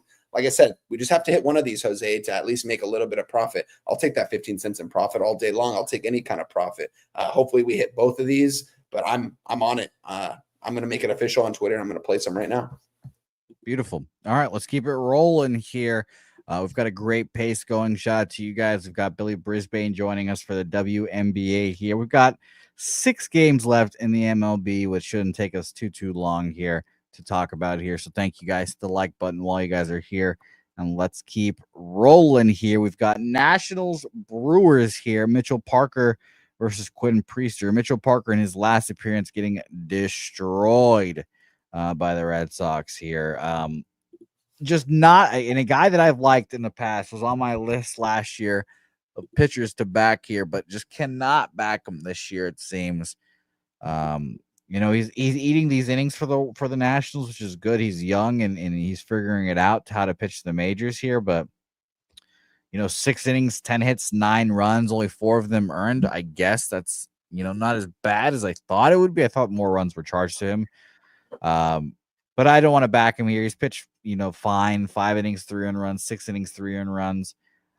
Let's check out the Brewers' numbers against lefties here in this little month span here from the 15th. Give me 1 second. Do your thing. For your 15th to the 11th here, the Milwaukee Brewers are the best team against lefties, 140 weighted runs created plus and 197 plate appearances. So just not a team or not a pitcher I want to back here. Quinn Priester is a righty, and for those who don't know, and the Nationals against righty, 95 weighted runs created plus. So just based off those two numbers alone, it keeps me off. Market in this game. Let's talk about it here. And by the way, am I seeing a pitching change now? Can you guys double check? Because I'm seeing a different pitcher. Wow. Guys in the chat, let me double check. Let me look at the chat now because you guys might be screaming. Yeah, it is. Wow. Thank you, Coin. It's DL Hall for Quinn Priester here. And is Quinn Priester getting the day off? Is he going to be the primary? Let me refresh Roto here. Quinn Priester is allegedly the primary still. So I'm still gonna roll with him as the regular guy, but DL Hall is basically there to draw out all the lefties, all the righties, and then he's gonna throw Quinn Priester in there, and we'll see what happens. But I mean, if DL Hall can go in there as a lefty and face Woods, Abram, and Luis Garcia and Nathaniel Lowe, who are all lefties projected to be the 1, 2, 3, 4, then that'd be very interesting. So I agree. I probably leave Milwaukee here just because I think that Mitchell Parker has been bad and you're facing a really good lineup against lefties right now. So I'm off. Wine, what do you think? Yeah, I've liked Mitchell Parker in the past here. It seems like he's kind of been vulnerable his last couple starts. He hasn't been pitching that great, and I don't want to hop on board now. When you see the Nationals at a plus 175, plus 180, guys, just don't take them. It's an automatic loss. This is another parlay piece you can use with any of the other teams like the Reds. If you like the Brewers here, Brewers are going to take care of business today. I expect Hall to go out there for maybe an inning to 2, maybe even 3 innings. We'll see. But Quinn Priester will go out there, and I think the Brewers are going to take care of business today. Brewers are playing really good baseball. Every single year, Jose, I break down the Brewers roster, and I'm just like, how is this team going to make a playoff run this year? Like what they have, and they just continuously win ball games. We'll see what they do in the postseason. It's a whole different story for them, but they seem to just continuously play well throughout the season. They've got a small market team over there, great fan base in Milwaukee. They get good crowds out there. And, they play some good baseball, man. They play team baseball. The Washington Nationals, I don't even think we've talked about it because it happened on Sunday night after the show, after Walk-Off Wagers. But Dave Martinez, the GM, fired. I mean, what? Like, why would you? Who took over Miguel Cairo? You remember him, Jose, back in the early 2000s? Yeah, playing I do, actually. I didn't know he was coaching baseball. And now he is now the interim head coach over there for the Nationals. A good move. I think that's definitely, when I heard his name, I was like, okay, I could see that. Maybe he had something to do. Maybe the owner really liked him. He had some good ideas that maybe Dave Martinez didn't want to do. But at the same time, Martinez won a World Series. That team was, I don't know. He did a lot for that team. To see the Washington Nationals win a World Series, like, it's absolutely crazy. We might not see it again for a long time. And it happened. And they made and it was weird too. They fired the GM after he made probably the best trade of all time, getting Gore, Abrams, and James Wood for Juan Soto. It didn't make a lot of sense to me. I think the Nationals are going in the wrong direction going forward this season. You guys have heard me back them at times. You've seen me wear the jersey. I'm not on them. And this game, I think the Brewers are alive, but I'm not going to move it on. I've already got my parlay today. I'm not going to take the Brewers here. I'm glad you're not wearing the Virginia Tech jersey today. That makes me feel better.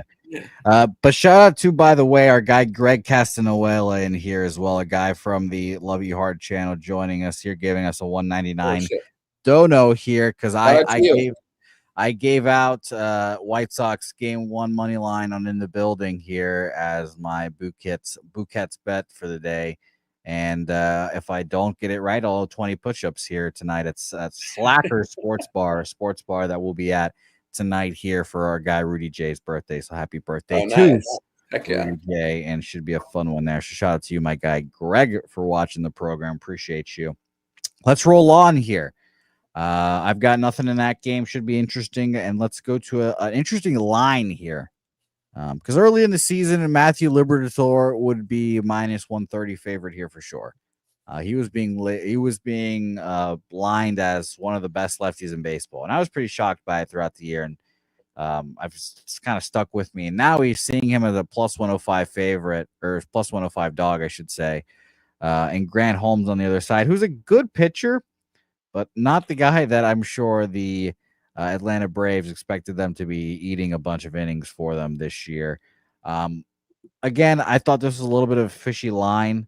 I thought the Braves would be I thought this would be minus 110, maybe even St. Louis favored here. Shout out to Ron Crawford saying that the St. Louis Cardinals are his spreadsheet play of the day. So let's honor our guy Ron Crawford correctly. Ron Crawford!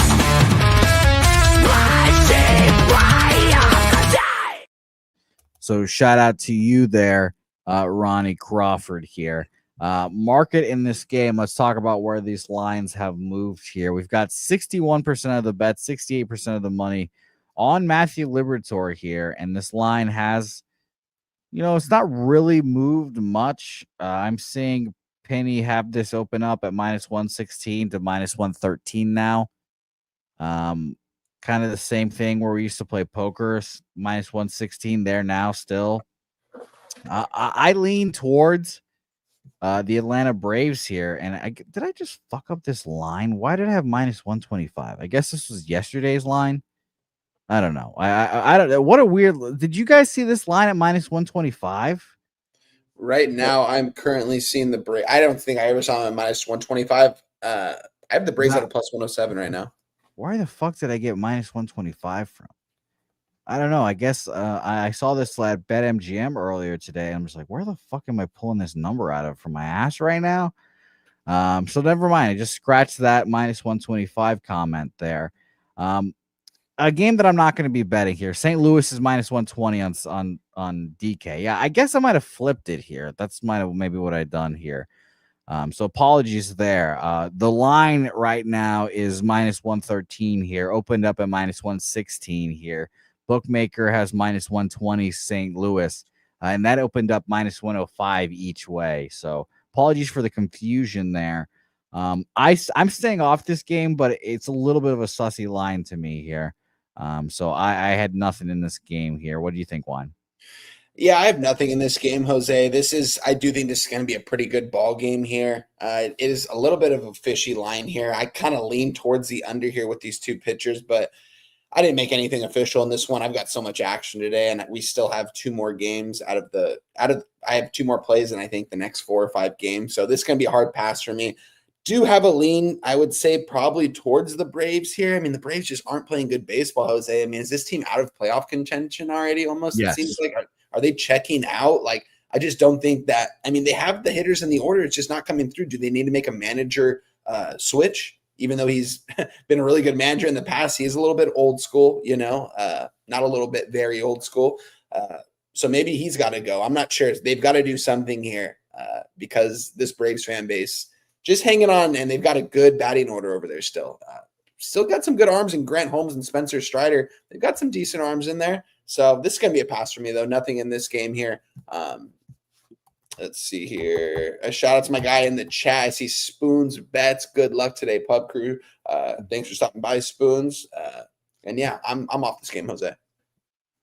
Yeah, I'm off this game too. So no action for me here. Nice to see our guy Spoons in here with sports scientist Jacob. DC Capper, when does spring break start? I want to go to Vegas tomorrow early. Are you talking about all the All-Star break, DC Capper? Are you talking about like spring break for school? Give me a little more information. I'll help you out. Window worthy. I'm using Wager Talk for the money splits.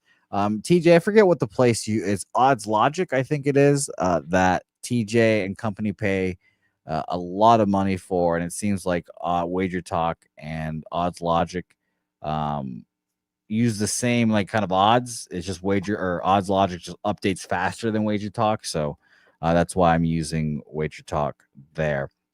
Let's keep moving on here because we have an interesting game coming up here in your Los Angeles Angels versus the Arizona Diamondbacks here. Ryan Nelson versus Tyler Anderson. Ryan Nelson, who quietly has been pitching well here, it seems. A guy that was kind of the sixth man on the rotation, so he's kind of battling for a spot every time he goes out there and pitches. It's been 1, 2, 3, 4, 5 really good starts in a row. 7 innings, 1 earned run, 6 2/3, 2 earned runs, 5 1 earned run, 5 2/3, 1 earned run, and 5 innings, 6 hits, 1 run not earned against the Padres. So it's been about a month of dominance here. This will cap off the month. And Tyler Anderson is a guy that I kind of like. Well, I'm not going to lie. He's been a good pitcher, a guy that I've backed. And it's funny to see him being a hot-headed towards the Red Sox base coaches for trying to relay that he was tipping pitches and such like that. So I thought that was very funny. 60% of the bets, 58% of the money is on Arizona here, though. And yet I'm seeing a minus 118 opener, minus 117 at Penny, down to minus 113. BOL, minus 118, now down to minus 111 here. So the books are saying that Ryan Nelson's streak of dominance ends tonight here. This is your Angels team. What do you think here? Yeah, I have to agree. These are two teams that you guys have heard me say nothing but good things about both these teams this season. And Diamondbacks, I mean, they've just continuously been around that 500 mark. Same with the Angels. I mean, both these teams sitting 2-3 games under 500 currently, about to go into the All-Star break. This is a big series for both these teams. It was a big series for the Angels in that 4-game series against the Rangers. They really needed to take care of business and take 3 out of 4, but they ended up splitting it over there. I'm on the Angels. I got plus 115 last night. Got some really good value on these guys. Currently sitting at that same book, we are seeing the Angels plus 100. So we beat it there. I think Tim Anderson's going to go out there and give us a good start at home against this Diamondbacks team. They've got a good amount of lefties in there as well. I like the Angels here in this spot. I think Nelson's going to be vulnerable here. We are seeing a total at 9.5, so I do think it's going to be a fairly offensive day here at the ballpark. But I think the Angels getting their butts whipped yesterday, I think that was kind of a wake-up sign that for this weekend, like they got to get it going. Like if they lose this series here, they're not going to have the highest vibes going into the All-Star break. I think Tim Anderson's going to go out there and pitch well. He has been vulnerable at times, as I mentioned, especially when it gets to the later part of the game. These older pitchers, guys like him and Kyle Hendrick, it seems like the third time around that batting order, they always seem to struggle and give up soft contact. And then all it takes is a big fly, and it's a 3 or 4 run difference. So with that being said here, I'm on the Angels. I figured that the line was going to continuously move towards them, and I think they're going to probably close at a minus 105, maybe even a minus 110 here as the day goes on. Seeing their team total 4.5, I definitely think it goes over as well. Not going to move on that, though. The Angels' pen is fresh today. They used Carson Fulmer yesterday for pretty much the majority of the game. And then they brought in my guy, Kevin Newman. I joked with my Angels group chat and said, maybe we give Kevin Newman a spot start here every now and then. He went in and gave 4 pitches, 3 outs. He's a position player, and he also pitched 3 innings the other day. And I was like, maybe this is his calling to give the Angels eat some innings up for him. So shout out to him because we needed a fresh bullpen today.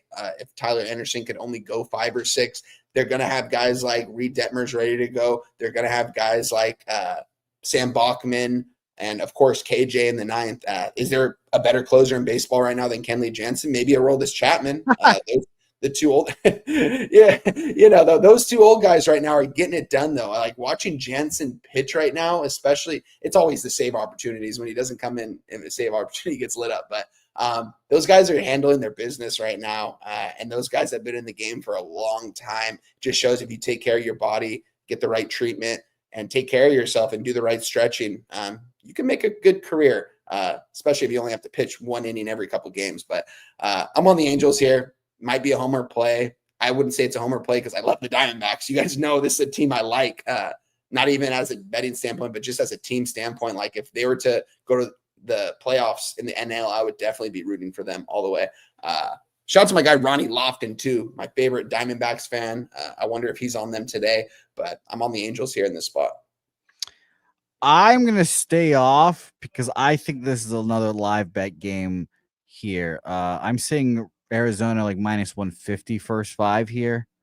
And it just seems like I should just sit back, wait, let them score 2-3 runs, and then we bet the Angels live here. So You that's said not it's going to be.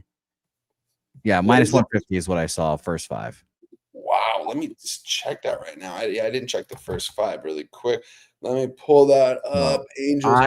You just have to be vigilant here and just remember that you want to bet the Angels alive at some point here today, because I think they'll go down the same thing in the Yankees game. It'll be like a very similar script here. You wait. After the 5th inning's done, you're down like 3-0, whatever it may be. Hopefully it's not 11-2, whatever the fuck. You can live bet the Angels there. So that's what I'm going to do. It's not going to, enrich my record on the show, but hopefully it'll enrich my bank account a little more. So Angels will be a live bet for me tonight, but I'm not going to move on it for pre-show. Wine time on the Angels. Anything else you want to make official in this game before we roll on? Nothing for me. Just the Angels money line. All right, nothing here for me. And by the way, wine time, our guy Spoon saying he'll probably be on the Diamondbacks here. So that should be very fun here. At least I will be getting a better line than plus 105, hopefully. So nothing here for me yet, but we'll talk about that game live. Let's go to Padres Phillies here. Ranger Suarez versus Ryan Bergert here. Minus 160 favorites are the Phillies here. A pretty fair line. It's a tough game. I kind of stayed off this game pretty immediately. Two teams that I don't really make. It's right there with the Giants, I guess. The West Coast teams I find issues with wine. I don't bet the Giants games. I don't like betting Padres games, I guess. There's 57% of the bets, 79% of the money on the Phillies in this game. Line's really not moved much, and I don't want to trust Bergert here. The Padres against lefties here. We'll do from the 15th to today here, and I'll shorten up the split just to double check here. The Padres are 15th, 105 weighted runs created plus over the month here. In the last 11 days, the Padres are scroll to find them. 119 plate appearances, 126 weighted runs created plus. So maybe an over kind of game, but not a game I was looking to move on here. Wine time. Any thoughts on this game?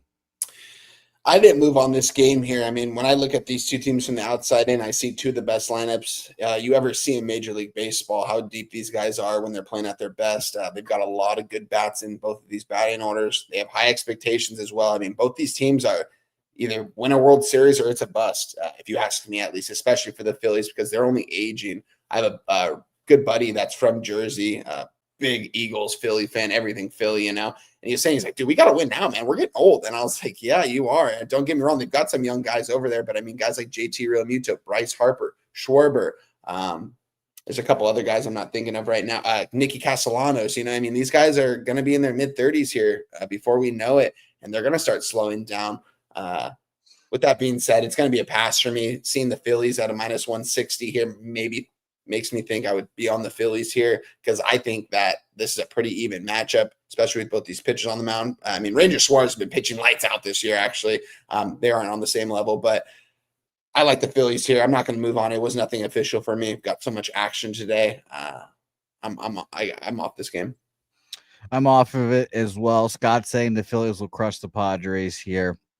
I'm very interested in what Sports Science Jacob said. He's on Phillies -1 here. So nothing here for me. Let's keep rolling on here. We've got 2 more games left, then we get into the WNBA with our guy Billy Brisbane. Let's talk Toronto Blue Jays here. Wine Time's favorite baseball team this year versus the A's. Scherzer on the bump versus Luis Severino. God, I hate betting overs. Wine Time. It feels like for me, this is my mentality. When I bet an over, I'm chasing the whole game. I'm trying to get those runs, and it's disgusting. When I'm betting on under, I'm up, and the game has to chase me. That's just my dumb mentality of it. So when I see a 10.5, I'm like, okay, I don't want to bet an over in this game, but God, do I want to bet an over in this game? Wine Time. Luis Severino, a pitcher that has been openly complaining about this ballpark being shitty the whole year. So much so that he might get traded the first year into the biggest free agent contract deal that the A's have given out in their history. So he hates it there. Max Scherzer pitching in a AAA ballpark. Max Scherzer is a very picky man. I'm sure he's going to hate that shit too. So this just screamed over at me, X's and O's wise, coming into this game. Now, let's talk market here, because it's pretty split ticket wise. 66% of the bets and 53% of the money is on Toronto here. The money line has moved about 20 cents in Toronto's favor here, minus 138 to minus 161 here. BOL has minus 140 to minus 164 here. And for the total, we have 55% of the bets on the under, 53% of the money on the over here. And I'm going to refresh my totals here. I'm going to refresh my money lines here just in case as well. But refreshing the totals here, 6 cents of movement towards the over. Penny had 10 cents at Penny, minus 106 to the over, now minus 116. BOL here, they have minus 110, now minus 126 to the over. Bookmaker even showing an 11 here. There's some 11s popping up here. I just do not like betting overs, because I told you guys, I feel like I'm chasing the whole game. But God, this game is screaming over wine time. What do you think? Shout out to my guy Picks from Dave in the chat. Shout out to you, my guy. And also shout out to my guy Dabby Cap in the building. Good to see you, my guy. Good luck on all your action today. Looking forward to seeing you break down the card with my guy Jose tomorrow. And as far as this game goes, Jose, I moved on this already. I moved on the over 10.5 at minus 115 last night. Love to see it at an 11 at my same book plus 100. That's where I figured it would go. I just didn't think it would be an 11 by the time I woke up this morning. Curious to see where it goes as the day goes on, but to me, this screams over. I think both these pitchers are going to get lit up today. When the Athletics are hitting, they hit the ball. Like, they score runs at will. It seems like they either score 6 or 7 runs or just score 0 or 1. It seems like at times this season. And you guys know me, when these totals go from 10.5 to 11 in Sacramento, I've been moving on these overs all day long, and they've been cashing all day long. Athletics probably might be one of the most profitable teams I've had this season. Not really sidewise, have been profitable on sidewise, but total wise as well. Doing really well total wise with this team.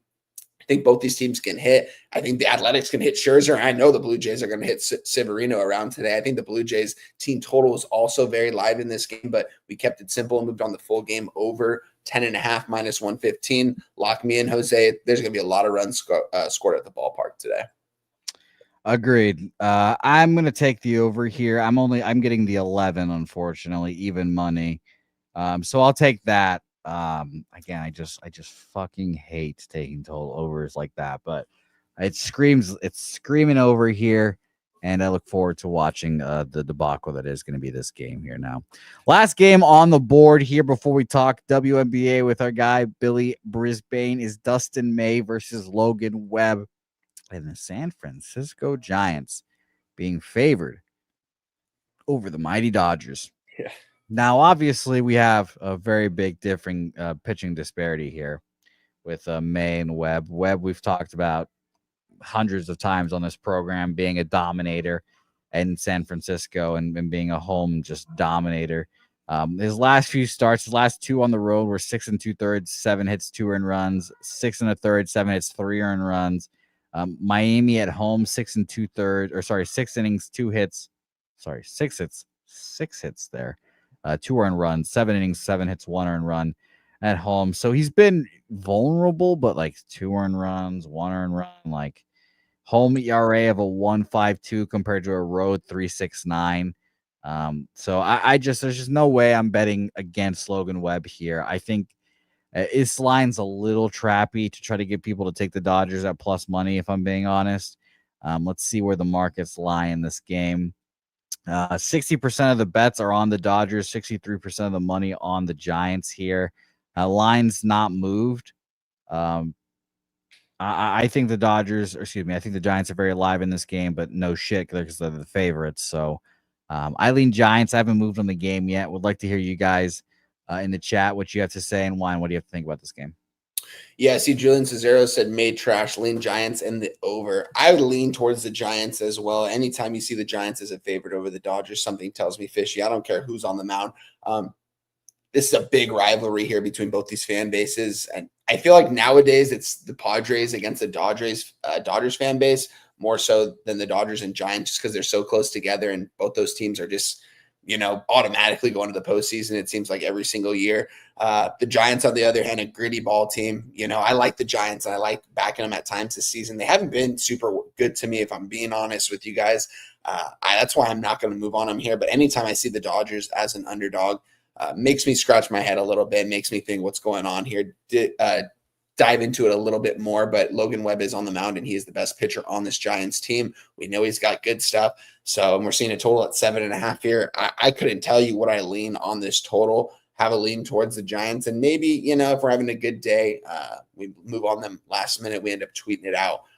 But I'm going to end up not moving on this here. And my guy Chain Kim says, hey, Wine, can I get a two? How about me and Jose give you a friends and family parlay? We'll do a little two-teamer today here at the end of the show. And for my play today, Chain, Kim, we are going to move on the, let's see, Rays Red Sox over 9. You're going to get a -120 right now, but if Jose is going to give you another parlay piece, you're going to get a lot better odds. That's probably my favorite play on the board as of right now. So Rays Reds over 9. I got +100 last night. You can get a -120, maybe even a little bit better number if you shop around. But nothing on this final game on the board, Jose. Do you have any play for his friends and family? Well, first, I will officially be on the Giants here, -128. I just think this is bait.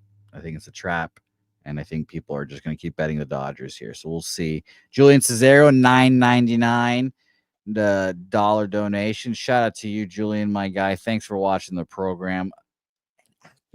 An actor watching the program. Shout out to you, Julian. Hope you're doing well, and good luck, my guy, today. Yes, so I'm officially going to be betting the Giants here, -128. And for our guy Chang Kim, so shout out to you, Chang.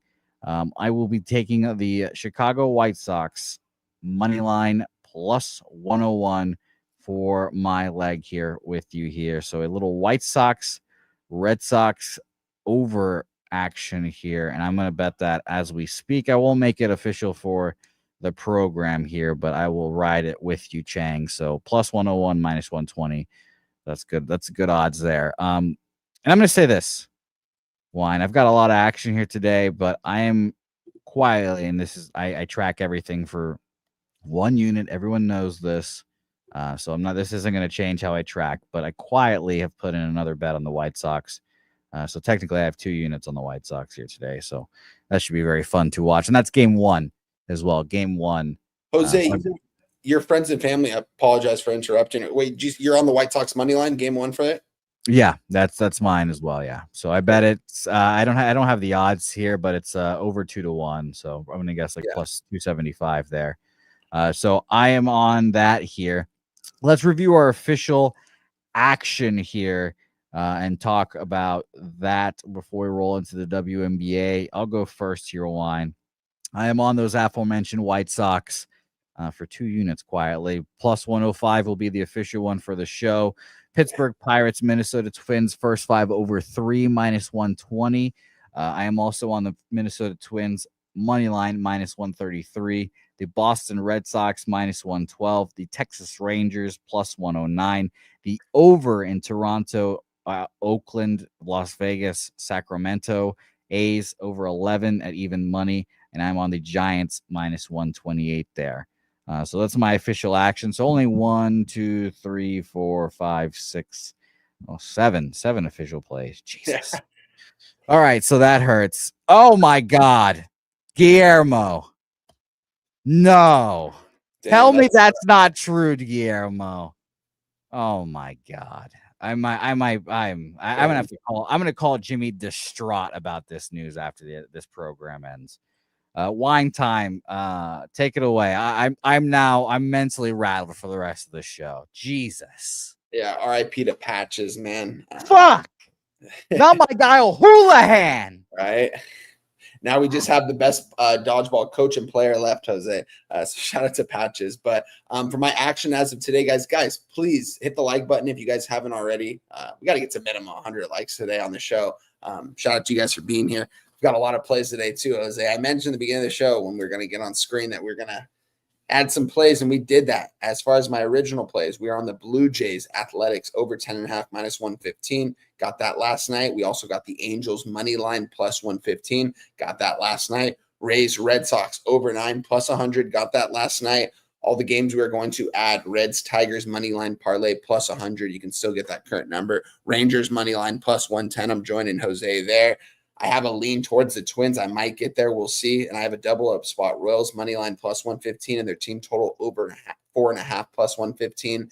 And that will be it for my action. Yeah, that's my action. That's one.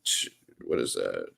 3. I think that's 7 plays as well. Yeah, we got 7 plays today, Jose. We're locked and loaded. But it's going to be a good day. I can already feel it, man. The vibes are good. We had a good show. So shout out to you for having me as always. You guys are going to kill it on that WNBA here after. Guys, give me a follow over on Twitter at Wine Time Sports.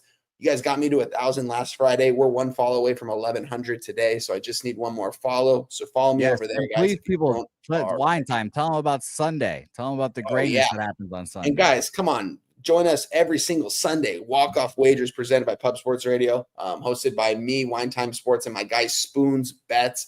We break down the entire MLB card from start to finish. We bring in a couple guests along the way, and we give you guys our action, and we read off the market report, the weather report, all that good stuff. Having a good time doing it as well. So thank you, everyone that's been showing a lot of support. Last week, we got our most likes ever. It was like 230. This week, we're going for 250. If we can get to 250, that would be a blessing. So shout out to you guys. We don't make it happen. You guys make it happen. We're just there giving you guys the content. So also follow my guy Spoons over there. He does all kinds of work here for Pub Sports and the Kyle Kerms channel as well. And also my co-host. And we have a good time doing that on Sunday. So looking forward to doing it on Sunday, Jose. Good luck to you on all your action today as well. To Billy Briz backstage. Shout out to everyone in the chat. Showing love as always, man. Showing out to the chat. Hit the like button. Gift a membership. It means a ton to us. Until next time, I'll see you guys. Beautiful work, Wine Time Sports. Thank you very much for joining me here on Betting with Bouquett. Great job as always here. Now let's get into the good stuff here. 1-0 in their last 1 WNBA bets is this guy right here. Shout out to my guy, Justin McKelvey, who's busy right now. Put his action in earlier on the show here. So shout out to Justin here. Thank you for that WNBA over that cash. And shout out to him. He's on Jackson Churio over 1.5 bases. And he's on the Blue Jays game over 10.5, a game we bet as well. So shout out to our guy, Stacks. Stacks, stacks, stacks, stacks, stacks, stacks, stacks,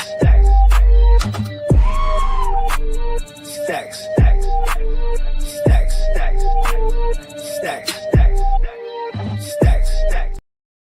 Now let's talk to our guy, the WNBA expert around here. Comes on and joins us, and I'm glad we have 2 now with Justin. That's good. We need more of these people. We need more of these cappers because these markets are easy to hit, and we can win off of them. It's our guy Billy Brisbane joining the program. A loaded weekend for you, Billy. You've got the WNBA, you've got some UFC. How are you, my man? Doing good. Getting excited here for the weekend. Nice little Wimbledon to get the sweat action going. Final, yes. Yeah, a little Wimbledon action to get the weekend going. But shouts to everybody in the chat. Hope everybody's doing well. We're in the dog days of summer, and these are probably the most important days to really cash before we get into a very ghost town next week. Yes. So much of a ghost town that, Pub Sports Radio won't be doing betting with the bag, betting with Bouquet till like next Friday.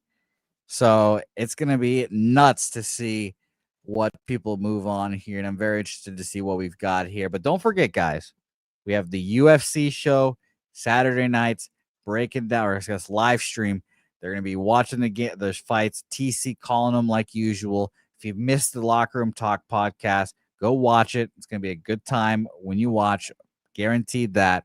We've got Cab on Monday with the Home Run Derby stream and Medicate Monday. So cannot wait for this weekend and this coming week for Pub Sports Radio. Now, Billy, we've got 2 games to talk about here. I'm excited to get into them. One game much more interesting than the other one. And let's talk about that first interesting game. It is the Indiana Fever versus the Atlanta Dream here. And now, Billy, you are my Caitlin Clark whisperer. You know everything CC.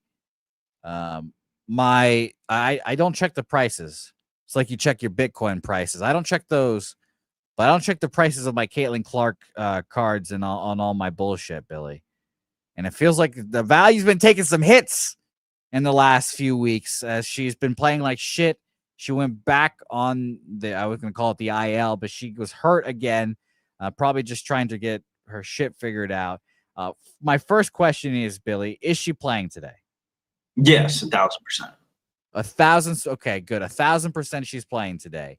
Now, my second question is how the hell are the Fever 1.5 point favorites against the Dream here? A Dream team that, yes, they are improved. Shout out to Brittany Griner and company, correct? This is where Brittany Griner went. I know the WNBA. But I'm fascinated to see what you think about this game, Billy. I'm seeing this line opened up at 2.5 Indiana. It is now -1 Atlanta here. Penny opened this up at -1.5 Indiana. They have -1 Atlanta right now. Where we used to play poker had -2.5 Indiana, now -1 Atlanta here. Billy, this is shocking to me that this line, especially with the Fever that everyone loves to bet here. Atlanta, wow. The money splits in this game are crazy. 90% of the bets and 88% of the money are the Atlanta Dream here, and that line moving briskly here. 53% of the bets, 58% of the money on the under. Billy, make some sense of this, please. Yeah, you're seeing the line move like this just because of the Dreams ATS numbers, and the Fever have just been uncharacteristically bad at home of recent. I believe 1-5 in their last 5 home games. Even though Clark struggled in her first game back, I expect her to bounce back in this one with both teams looking to really trying to get up and down the court. Atlanta's offense is ranked 3rd in the WNBA while being 12th in pace, but they've gone 6-2 towards the over on the road. So they kind of play towards a higher place on the road.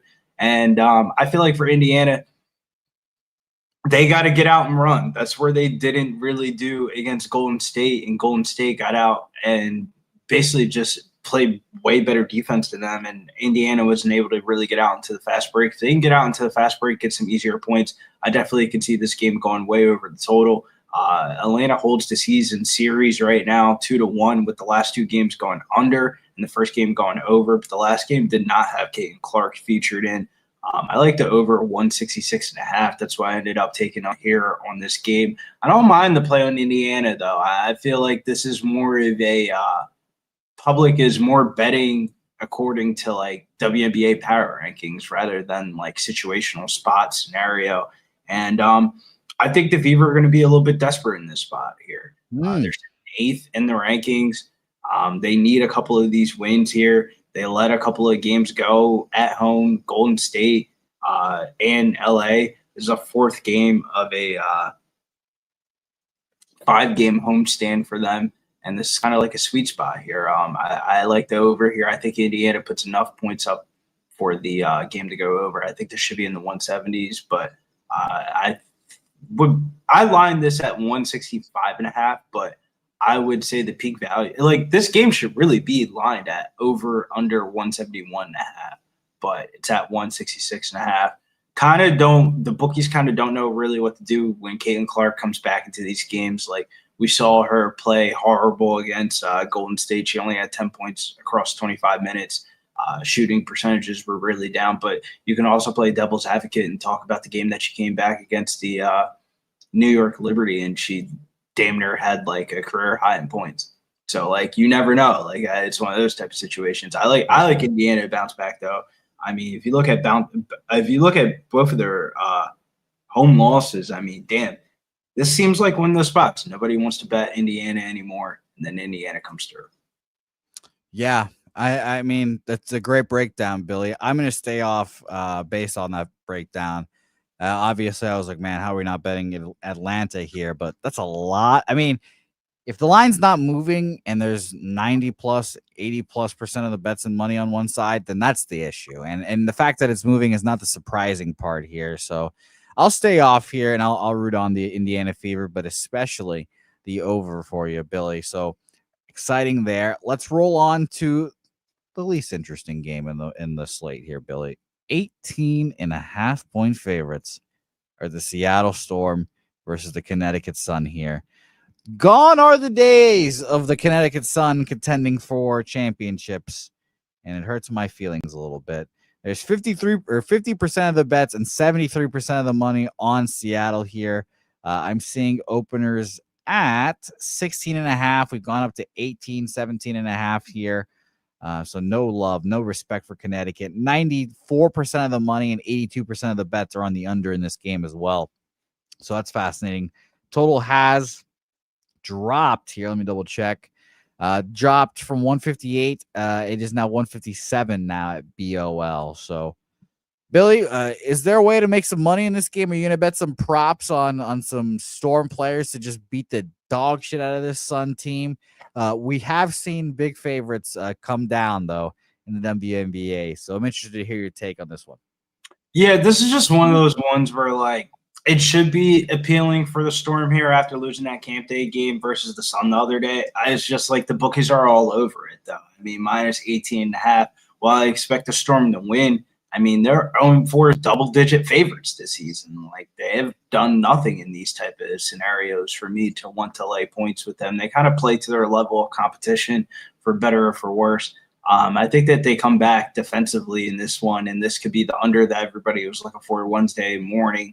But no place for me in this one. I would say player props probably play into the blowout a little bit and attack some of these Sun rookies. They should give some of these rookies more minutes.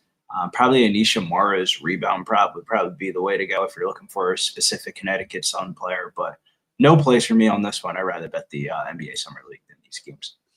Well, I'm glad you brought it up, Billy, because I wanted to let you have the floor here. I saw a fuckload of NBA Summer League games, and that looked like a poo-poo platter for you just to pick what lines looked all fucked up for you. So I'll sit back. Any Summer League action that you wanted to shoot out here and make official? Yeah, I would say just in general, just broad view perspective of the slate. We hinted at it a little bit about how the bookies don't really get the lines right, and it was a dog day yesterday. I believe only one of the 1, 2, 3, 4, 5, 6, 7, 8. Only one of the 8 favorites came through yesterday. So if you bet blindly underdogs, you made buku amount of money. I mean, they have fucking Cooper Flag at plus money against Bronny James. It was one of those type of games. It was not one of those type Why of games. is LeBron? Why is he guarding Cooper Flag? Like, I get that he's like trying to be a defensive dog, but he's like 6 inches taller. Yeah, switches in the NBA. That's just real life. What the fuck? But I would say just in general, there's just a lot of underdogs yesterday, and it kind of feels like the bookies are kind of preparing for some of the favorites to come through today. I mean, you're seeing some bigger lines than what you would probably see in the NBA Summer League slate, but I think it's warranted. I tweeted I was on the Utah Jazz earlier today. They're playing the Charlotte Hornets. The Jazz have a little bit something to look forward to in the future. I mean, they have Danny Ainge really helping make decisions, and then some big investors for owners. And their future talent has looked really good. We talked about the Utah Jazz before the Salt Lake Summer League got going, and they went 3-0 in those games in Utah last week. Both rookies, Ace Bailey and Walter Clayton Jr., looked impressive. I mean, Walter Clayton Jr. had a really good game in their last game in Utah. And Ben Sensabaugh led the way in the Salt Lake Summer League with 28 points per game. I mean, he was just lighting it up. It's one of those Summer League rosters where you're seeing actual players in their rotation like Isaiah Collier, Kyle Filipowski, and Cody Williams, who were all a part of their starting lineup in a lot of games last year, or will be in future on a Summer League roster versus like the Hornets core players of being Liam McNeely, Colin Kneppel, and Ryan Kalkbrenner. While they're good players, they're more like role rotational players, and they're all making their pro debuts. I think they're going to be a little bit nervous against one of the more experienced teams coming into Vegas, and the most experienced team coming into Vegas is going to be the first game of the slate here, Memphis versus Boston. And it's just one of those spots, like I guess if you need like a parlay filler, you just throw Memphis in there. This is just going to be one of the biggest betting favorites probably throughout the whole entire Summer League with G.G. Jackson and Jalen Wells on the floor. I mean, their roster's kind of stacked, and that's not even mentioning Cam Spencer and some of their lesser-known guards. The Celtics roster has some players, but I have doubts that they come out firing on night one. A lot of these guys played in their G League, some of their rookie picks. Like, they're kind of more focused on the offseason. You kind of see, like, some of these teams that have a lot of offseason and good offseason stuff going on and stuff like that you don't really see that their summer league rosters are, like, super stacked. But Memphis's summer league roster is fucking stacked from top to bottom. I wouldn't be shocked if they're not the betting odds favorite / probably are going to be in the finals again. The Atlanta-Miami game, I would kind of want to stay away from that one. Miami's one of the older teams, but I think that they're going to have some players out of their lineup today. That line was at -5.5, and it's all the way down to 1.5. And that kind of tells me that some people that might have played in their couple of games last week are probably going to be out. Maybe a big name like Kellen Ware. I was even shocked that he was even on the Miami Heat Summer League roster. Pele Larson as well. I was shocked that he was on the Summer League roster. I would be like a stay away game. I think the big dog to attack today is going to be Phoenix against Washington. I think Phoenix, while the Wizards have really good young players and they're going to be good for the Summer League, this Phoenix team should not be slept on as like a team total under for like unders in their games, and just Phoenix just in general. I mean, Malalock, the center from Duke, my boy Rasheer Fleming from South Jersey. I mean, those have to be two of the damn near best shot blockers in the NBA draft this year, and they got both of them. I mean, Ryan Dunn, we saw that he was so good on defense last year. They're putting him in the starting lineup with Booker and KD. I think Iguodala as well. I think the Suns roster is being slept on. That's way too many fucking points for a summer league basketball game. I wouldn't be shocked if Phoenix won that game outright, more or less take the points at +7.5. And then the late night cap, we're staying off of the other games, but the late night cap is going to be Portland, Golden State. Just got to check to see if Golden State's got everybody in there, but I think Golden State's a fire.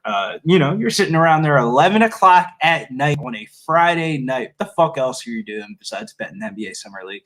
I think you take Golden State here. They played a couple of those games last week. I think those teams that played the games last week in Salt Lake City and the California Classic have supreme advantages compared to other teams that have just thrown their roster together in the last week and a half while these teams have been practicing coming into the Vegas tournament. I think Golden State wants to put a good performance together, and while I'm not too high on them for the whole entire fucking tournament, I think that they can definitely get off to a hot start and cover the spread tonight at -4. But I wouldn't be parlaying a lot of these spots. Like some of these big favorites kind of look like Toronto laying 7. I think the sweet spot numbers today are going to be that 4.5 to 5.5 number. Okay. What a great breakdown, Billy. I am officially on the Phoenix Suns +7 there. I'm going to roll with the Suns there.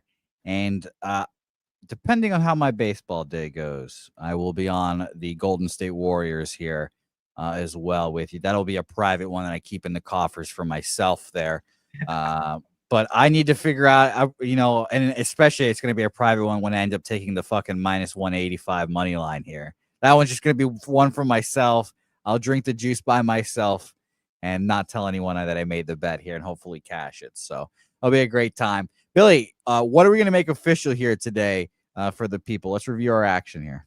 Yeah, officials are going to be Atlanta Dream, Indiana Fever over 166.5. Official number 2 is going to be Memphis Grizzlies -4. That line's moving. 4.5. Parks, New Jersey -118. You can play it at 5. I think it's good till 5.5. You're starting to see some 5.5s come across the board at DraftKings and BetMGM. I'll probably move on that sooner rather than later. That game tips off in about an hour. The second, Billy, right before you said you shouldn't be parlaying these favorites, I was so close to parlaying the Grizzlies and the Trailblazers. I was like, all right, maybe I shouldn't do that then.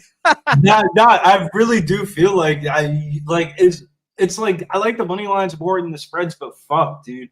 Like some of these sometimes you see this in like, I hate to say tennis, but like tennis, where like they just like blindly put these numbers here because they think that the public's just going to parlay up favorites on like a ticket or something like that. Yeah. And like some of these like ambiguous small markets, some of these like favorite lines are just like way completely off. And you're like, whoa, why is so-and-so favorited at this price tag? And they have no idea of the situation or the scenario. They're just following the ticket count of like where people are putting their bets on. Yeah.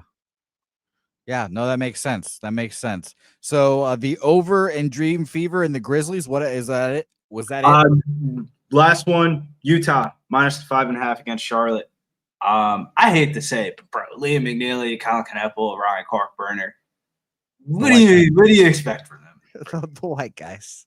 Yeah, I mean, you could take the over. I mean, there's just gonna be a bunch of 3-pointers made, but defensively, I just feel like those guys are all like role players. We all watch them play as role players. Like fucking McNeely was Cooper Flagg's running mate when he played in high school with Derek Queen and Cooper Flagg in the starting lineup. And then you watched him be at UConn last year, and he was supposed to be the star guy. And UConn came nowhere close to fucking doing shit last year when he was the star guy. We saw Colin Kneppel when Cooper Flagg went down. He was the star guy, and he wasn't shooting as many 3-pointers when Cooper Flagg wasn't out there. And then Ryan Corkburner, I don't want to shut on him too much, but I would imagine if you're 23 to 24 years old and you're just getting to the NBA, you might be on the Dalton Connect path train.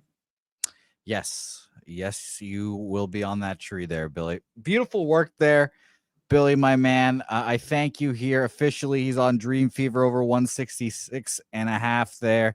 Grizzlies -4.5 and Jazz -5.5 here, Billy. I've written down some notes here from that breakdown on the Summer League because I'm going to need it if I'm going to bet the Summer League when there's no baseball here. Utah Jazz, Memphis Grizzlies, little Suns action, and the Warriors tonight here. So I can't wait here. Billy, I thank you. Please, plug the show here, the Locker Room Talk podcast, and let people know when the UFC show stream kicks off tomorrow. Yeah, UFC show tomorrow, 7:00 p.m. UFC Nashville. The boys are back in town. UFC's heating up for the rest of summer. We got a lot of big cards coming up. UFC Nashville this week. Next weekend is going to be Dustin Poirier's retirement fight. Then the weekend after, I believe, is a fight night card. And then we get off to UFC Abu Dhabi. So it's going to be heating up for the month of the summer. So make sure you guys hit that like, subscribe, Locker Room Talk podcast. Boys have been cashing. And everybody on the panel has all different type of betting strategies. So depending on whatever type of betting strategy that you have or your knowledge of the UFC, it really doesn't matter. You can definitely watch the podcast for about an hour, maybe on your commute to work, and get a couple of goodies away to take away here for the UFC cards and stuff like that. Like shouts to TC, he's been hitting a lot of underdogs. Big Show's been hitting props. Mills will hit you with a couple chalky parlays, parlay pieces that you need. So it's you get a little bit of mixture of everything. Yeah, Mills will give you those chalky parlays. Shout out to Mills there. By the way, Billy, did you have a take? Do you have a take on the Wimbledon final? You mentioned it earlier. It's going to be our guy Carlos Alcaraz versus Sinner again. Probably stay away from the men's side and probably dump on Iga Swiatek. How big of a favorite is she? Like 250. There's just multiple reasons to bet on Iga Swiatek. From where her career average is for her serves to where it is for this Wimbledon tournament is damn near about 18 to 20 miles faster. So she's finding something on that grass court. Her serve, she's been fucking swinging and banging. Sabalenka is not in the tournament anymore. She was probably like the betting odds favorite. And went into her post-game press conference. The first thing she said is Iga Swiatek's winning this shit. And she went out there and cashed that in straight sets. And in women's sets, I feel a little bit more like if you get down off that first set, it is definitely like a confidence killer where like men's tennis is like 5 sets, women's tennis is 3 sets. I think Iga Swiatek's going to smash this bitch. Granted, she's an American, but this is where women become fucking look like girls girls on this Wimbledon court, and I think Iga Swiatek's gonna fuck that bitch up. The men's one is like Eileen Alcaraz, but I don't know, man. I hate betting against Yannick Sinner. His arms are so fucking long. It looks like his like arms are like scooping up the ball before the racket's even getting there. So it's like, I don't know. When you bet against Yannick Sinner, you just don't want to watch it.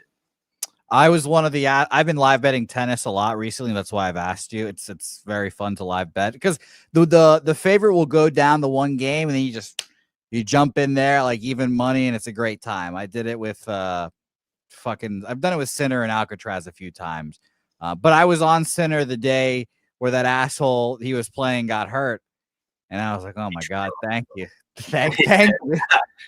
Thank you for that. I appreciate that. And I bet Alcatraz in the last final they played in as a big underdog when Sinner like fucking just collapsed and blew it. So I'm excited to watch it and live bet like that shit. I lean Alcatraz, but narrative speaking, theory wise, Wager Detective says it in the chat. Sinner got suspended earlier this year for like steroids or some shit like that, and he had to like take some time off.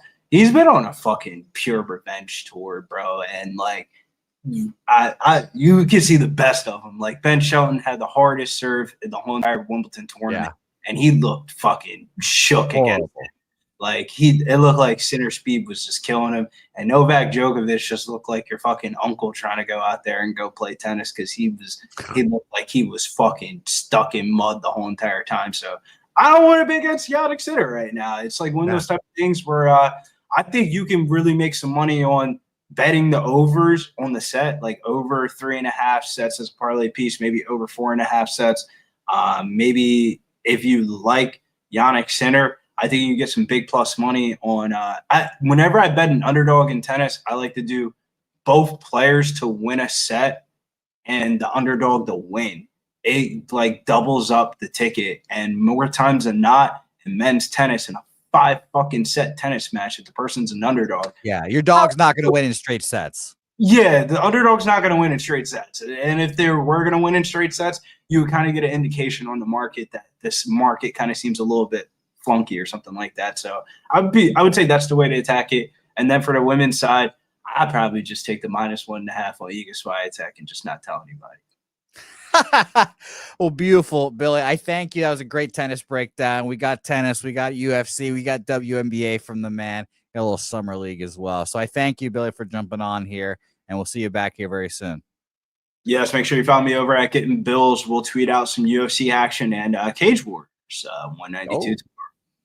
Come on. A little Cage Wars. We need it. Shout out to you, Billy. Great breakdowns there. And it was a lot of fun listening to all that. Gorky saying Shelton only has a serve. Alcatraz wins on Sunday. Wager Talk saying Sinner money line after the Roland Garros loss. I'm going to be fascinated, and I'm going to sit back and probably live bet whoever is down. So I will be watching and excitement for that game or those matches. So it'll be a lot of fun. Thank you guys all for jumping in here and watching this program here. I know it's a little different with no Jimmy the Bag here, but I thank you guys nonetheless for jumping in and watching the program here. I'll give you guys a review of my MLB action here. If you guys want reviews of everyone's MLB action, just go rewind, watch it back. Go check out the ends of our segments here with Wine and Billy. Great breakdowns and great reviews here. All right, so officially, and I have to pull up my bets here real quick. I am on the Chicago White Sox game 1 money line +105. Pittsburgh Pirates, Minnesota Twins first 5 over 3 -120. Minnesota Twins money line -133. Red Sox money line -112. Texas +109. The over 11 in A's Blue Jays even money. Giants -128. I parlayed. I did the Chang Kim parlay, and it's not going to be an official one. I'll keep that one close to the vest. These are for you guys watching the show. White Sox, Tampa Bay Rays, Red Sox over 9 is the Chang Kim parlay that I bet as well here. So again, won't be official play, but only official for you guys watching the show here. And the Phoenix Suns tonight plus the 7 points in the WNBA or the NBA Summer League is what I am on here officially. So I thank all you guys. Shout out to you, Zoe, Mr. Jason Meyer here, Gorky, our guy MMA Locker Room was in here as well. Shout out to you, Millsy. You always have that beautiful smile on your face over here, Mills. So nice to see you. Millie Mills, thank you all for watching. Dasty Nate in here. Scott, Amber Hart, our guy. Julian Cesario in here as well. Aubrey, shout out to all of you guys. Scott, thank you all for watching the program here. You can follow me on Twitter at Jose Bouquett. It's going to be a fun show, it's going to be a fun weekend of Pub Sports Radio here. So tomorrow we've got Say Hey Plays. Myself and Dabby Cab hosting the MLB show. Will be a whole lot of fun. We'll get some call-ins from people in the chat for the last one. It's not going to be the last one because the MLB will be back by next Saturday. So that'll be nice. Sunday, we have walk-off wagers with Wine Time Sports and our guy Spoon's Bets. So don't forget that. There's your baseball action.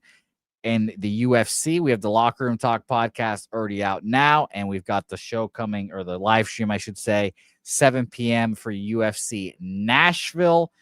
And it's going to be a whole lot of fun, ladies and gents. So I thank you guys all for watching here. Follow me on Twitter. Subscribe to the channel. Donate. Do whatever you can to help Pub Sports Radio, whether it be a membership, becoming a gold member, the whole damn thing. I appreciate you guys. Say hey. See you guys back here tomorrow morning.